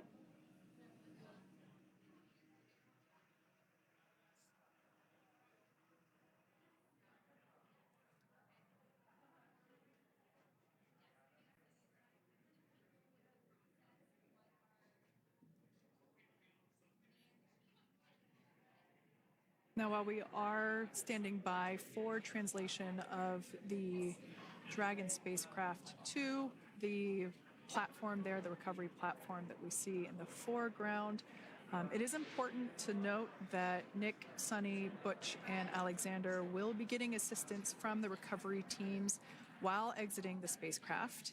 This is the same process for any returning long-duration crew members. As you could imagine, returning to a gravity environment can wreak havoc on our vestibular system, which is responsible for maintaining balance and motion. Of course, safety is our number one priority with this operation, so we'll see the crew members helped out of the spacecraft one by one, and they will be assisted the few feet to the medical quarters aboard the boat. And on board Dragon are three veteran space flyers. That includes Nick Hague, the commander, as well as Butch Wilmore and Sunny Williams. Alexander Gorbanov is completing his very first space flight on this mission, and he completed 171 days in space along with Nick Hague.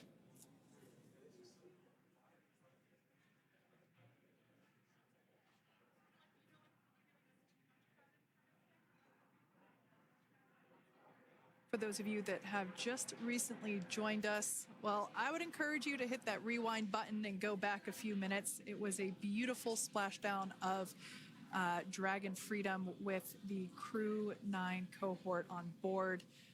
They had an on-time splashdown at 5:57 p.m. Eastern Time, 2:57 p.m. Pacific Time. We can see that the spacecraft... Freedom translation is in progress.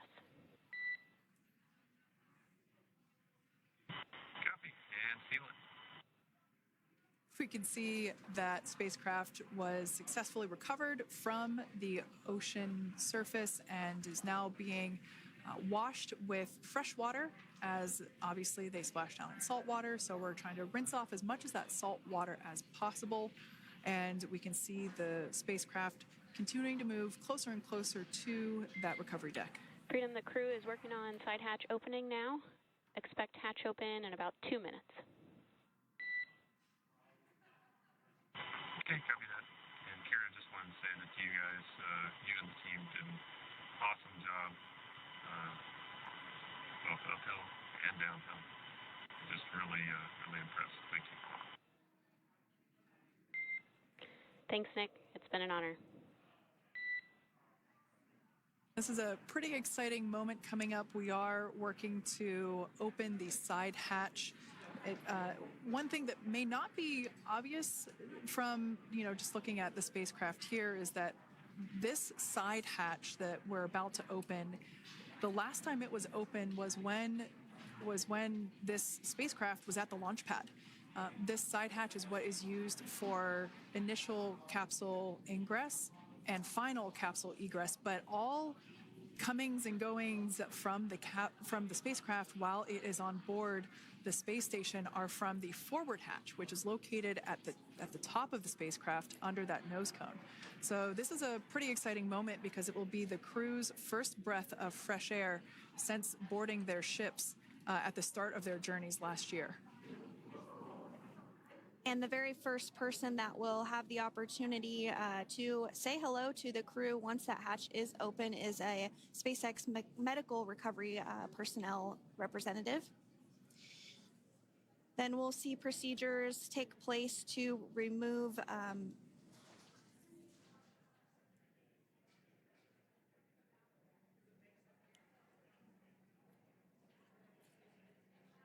the footrests of Dragon. That will just help the recovery personnel get a little bit more room to access the crew and help get them out of the spacecraft.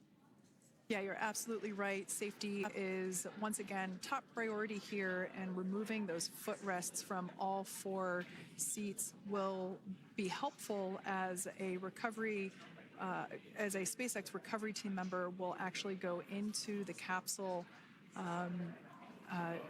into Dragon Freedom to help the crew members unbuckle and stand up, and essentially we'll also see a fun little slide be put in place to help the crew members exit the spacecraft safely. So yeah, we're going to remove all 4 of those footrests to basically give a little bit more working room inside the spacecraft.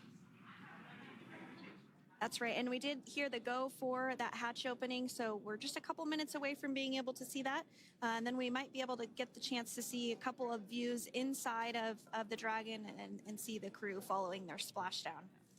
Now, opening that side hatch isn't quite like opening, the door to your car. We have to depress the seal around the side hatch, as well as, we'll now see them open that side hatch up.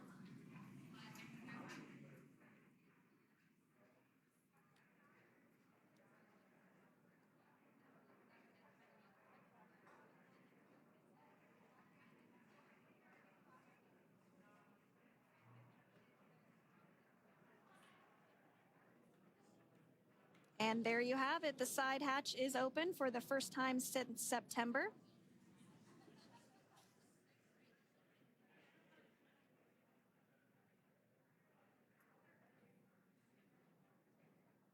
We can see some of the protective equipment there that was brought into frame that will help protect the edge of the side hatch, one, from any potential damage. Oh, we can see the recovery crew member there taking photos of the side hatch seal. This is part of the standard operation for recovery. These photos will get saved into our procedure. We'll then install that protective frame around the side hatch. This helps to ensure that the side hatch itself, the edges of it, incur no damage while crew members are coming out from the spacecraft.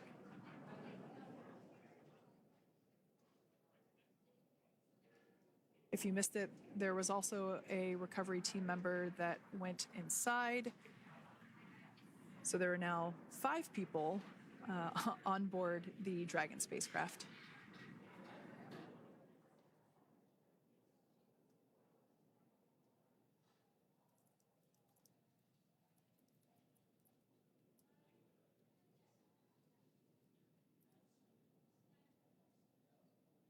And if you are just joining us, it has not yet even been an hour since Crew 9 splashed down.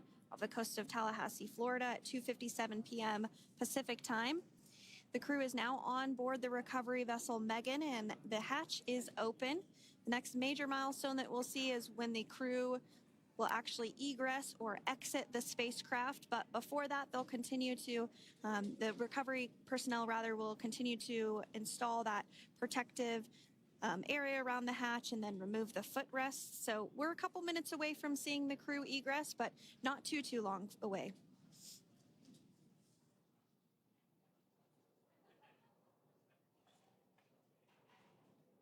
We'll probably see those footrests being handed out here in the near future, as I mentioned before. Oh, of course, we got to get a well-documented photo of the moment. Although we can't see it from here, I'm pretty sure there are 4 smiles on board right now. And we did hear that report out from the commander, Nick Hague, following splashdown, that there were four smiles as far as he could see. Yeah, capsule full of grins. Now, generally speaking, and there we do see Crew 9, some happy waves, smiles all around back on Earth.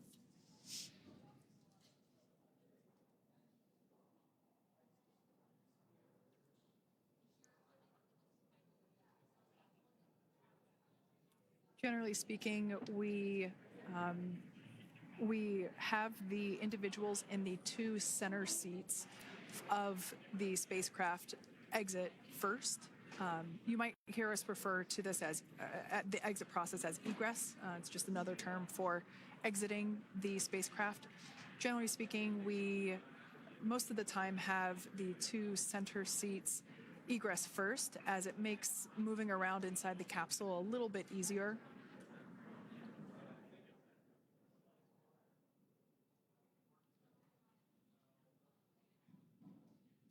We can see the tablets that were previously located on the upper leg of the crew members. We can see those being handed out to the recovery team. Those were taken off prior to the entry phase, to spacecraft reentry. Those had to be stored and secured prior to dynamic operations.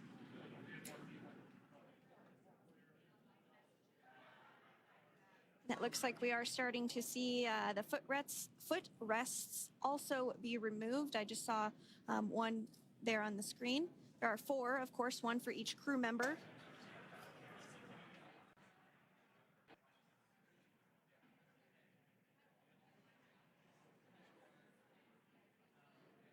Those footrests are made out of carbon fiber and are actually sized appropriately for each crew member, as everybody has different measurements and different leg lengths. Same goes for the armrests and the bucket length of each seat. We size those appropriately for the crew members and to ensure their comfort and safety. I believe we just saw the little ramp that is used to help slide the crew members out from inside the spacecraft. And once the crew does exit Dragon Freedom, they will be placed on to a stretcher to go to a medical bay for medical checkouts. This is standard procedure for all Dragon spacecraft flights that splash down crewed, as well as for our Soyuz spacecraft that land in Kazakhstan.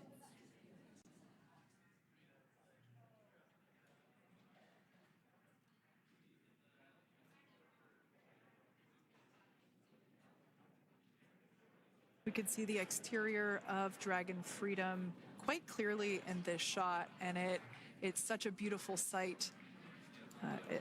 I personally prefer the capsule when it has some of that charring from atmospheric reentry. It is the signature sign of a capsule that has returned to Earth.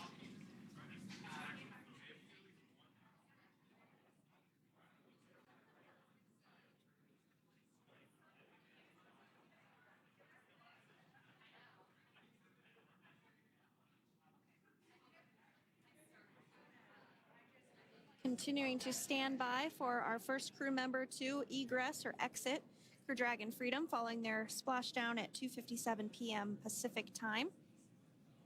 Dragon undocked from the International Space Station at 10:05 p.m. Pacific just yesterday, so it was about 17 hours of phasing.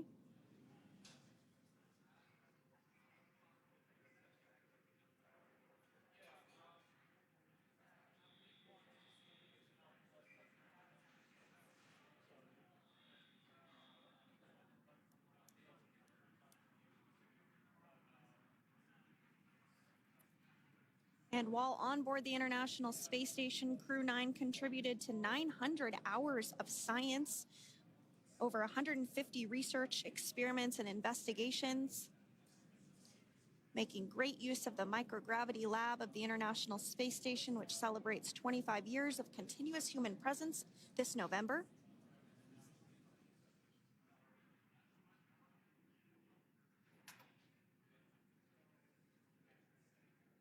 Looks like we're about to get our first crew member here upon egress of the Dragon spacecraft.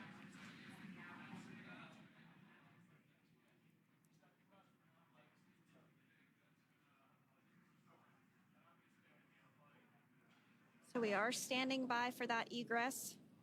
Outside of Dragon, you do see one of those stretchers. This is the expected procedure as the crew will be taken to medical facilities following their exit from Dragon.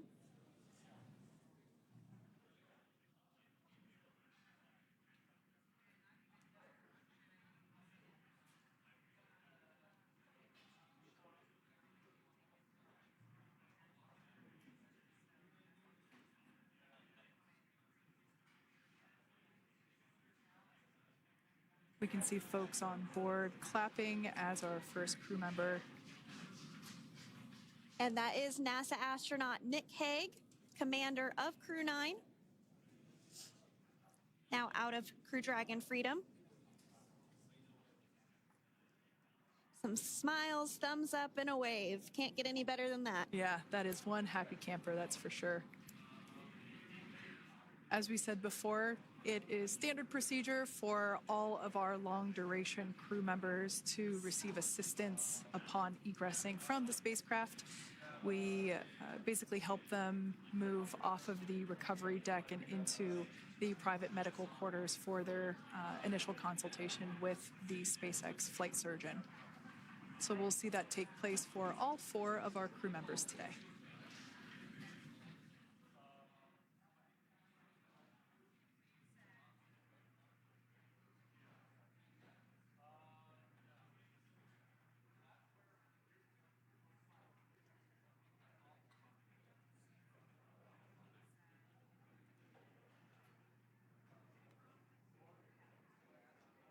And we are standing by for the next crew member to exit Freedom.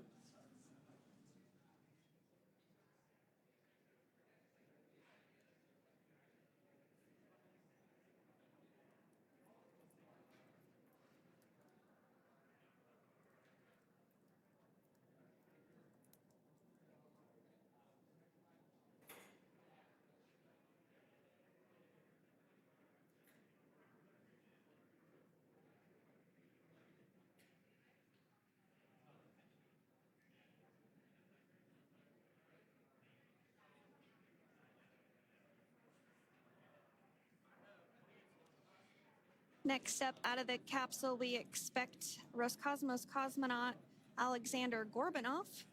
His first space flight.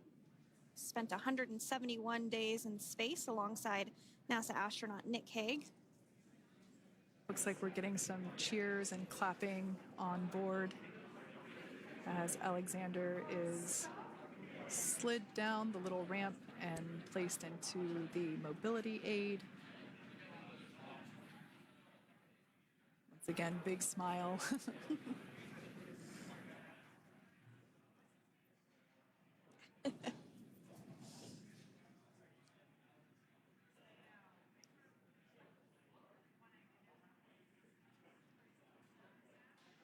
Now, the 2 crew members remaining in Dragon are NASA astronauts Sunny Williams and Butch Wilmore.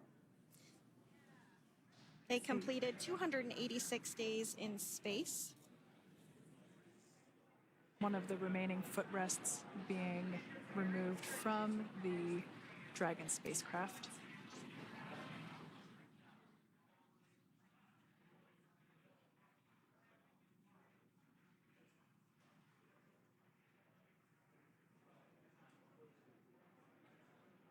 As I said before, we generally try to have the crew members that are located in the two center seats aboard Dragon.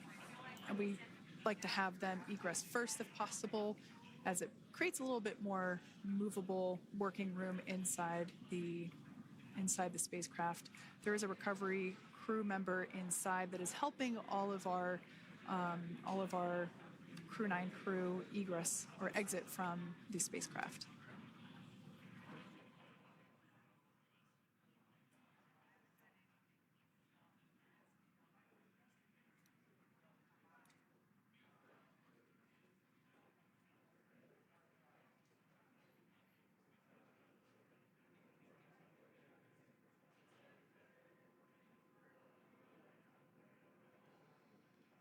We are standing by for the next crew member to egress or exit Crew Dragon Freedom following the splashdown not even an hour ago at 2:57 p.m. Pacific time.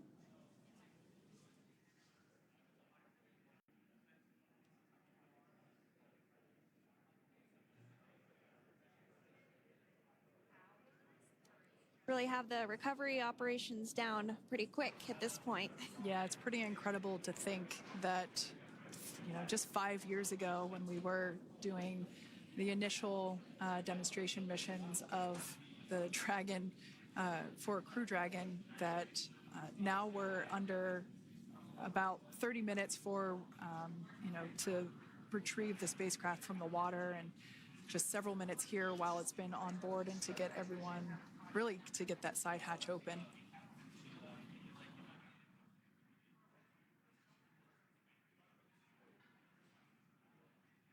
For those of you that have just recently joined, the Dragon had an on-time splashdown. It looks like we're getting our next crew member here. That is none other than Sunny Williams. Big smile, big waves. She, like her other crew members, now will be assisted onto the mobility aid.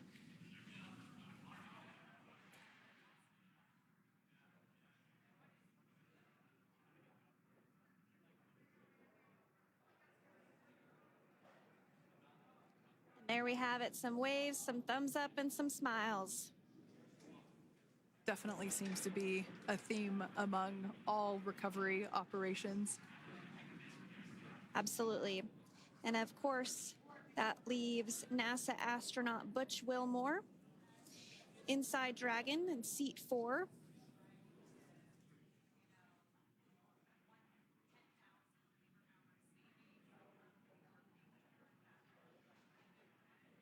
We're getting some views of him now as he egresses or exits the spacecraft.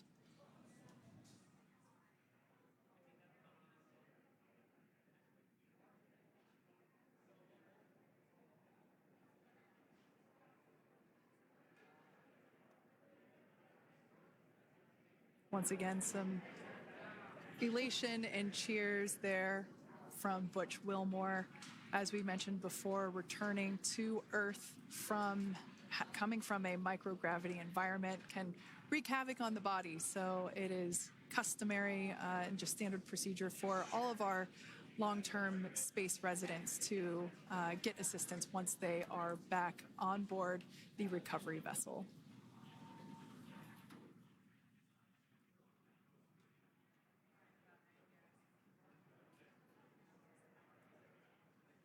Well, now that Nick, Butch, Sunny, and Alexander are safely back home on Earth and getting checked out by the NASA medical team, we're going to wrap up our live coverage of their return. The Crew 9 mission began a little differently than usual, since Butch Wilmore and Sunny Williams were already aboard the space station when Nick Hague and Alexander Gorbanoff arrived on the Crew 9 spacecraft in September. Having arrived as the crew flight test crew for Starliner, Wilmore and Williams were fully incorporated into the space station's Expedition 72 team and began research and other work aboard the station along with the other crew members. Williams commanded the orbiting laboratory for much of the expedition. After a successful liftoff and separation from Falcon 9, Nick and Alexander made a short flight on board Dragon to the International Space Station. Veterans of long-duration space station missions, both Williams and Wilmore conducted spacewalks during their 9 months in space. Like all crews on the station, Crew 9 had the ability to leave at any point had there been an emergency. With their full-duration mission coming to an end, the crew began packing up their personal items for their return to Earth about a week ago and worked through tasks and shared lessons learned with Crew 10 teams as they arrived a few days ago. Their journey home began about 17 hours ago when they closed the forward hatch to Dragon and undocked from the space station at 10:05 p.m. Pacific, 1:05 a.m. Eastern. After 4 successful departure burns and a phasing burn to line up their orbit, Nick, Butch, Sunny, and Alexander rested for a few hours before waking up to prepare for re-entry this morning. We jettisoned Dragon's trunk and performed our final on-orbit maneuver, the approximately 7.5-minute-long deorbit burn, and that occurred at 2:11 p.m. Pacific, 5:11 p.m. Eastern Time. And that sent Dragon on its path home. The spacecraft re-entered the Earth's atmosphere and slowed its descent with successful deployments of 2 drogue parachutes and 4 main parachutes, with the final splashdown occurring off the coast of Tallahassee, Florida at 2:57 p.m. Pacific, 5:57 p.m. Eastern. Following that successful splashdown, we saw SpaceX recovery experts move in and prepare Dragon Freedom for its lift onto the recovery vessel. And just a little less than an hour following splashdown, we saw Nick, Sunny, Butch, and Alexander make their way out of Dragon and into the recovery ship's medical facilities, safe and sound. Next up, they'll catch a helicopter flight back to shore, where they'll transfer to aircraft that will take them home. The astronauts will take a NASA plane for the short flight back to Houston, where they'll be reunited with family and friends to bring an end to this mission. It's been an honor and a privilege to share their journey with all of you as we continue this new era in human spaceflight. Return today marks the end of the direct handover we executed after successfully launching the Crew 10 mission to the space station just last week on Friday, March 14th. Thank you, as always, for joining us for tonight's coverage of the splashdown of Crew 9. Remember to follow SpaceX on X and NASA online and on social media for updates for the very latest on crew and cargo flights to and from the International Space Station. And we'll continue to share the progress of Nick, Sunny, Butch, and Alexander on social media as they travel back home. We do also have a post-splashdown media briefing coming up at approximately 4:30 p.m. Pacific, 7:30 p.m. Eastern, where leadership will share a final update as we conclude this successful mission. So, from all of us at NASA and SpaceX, welcome home, Crew 9. So long.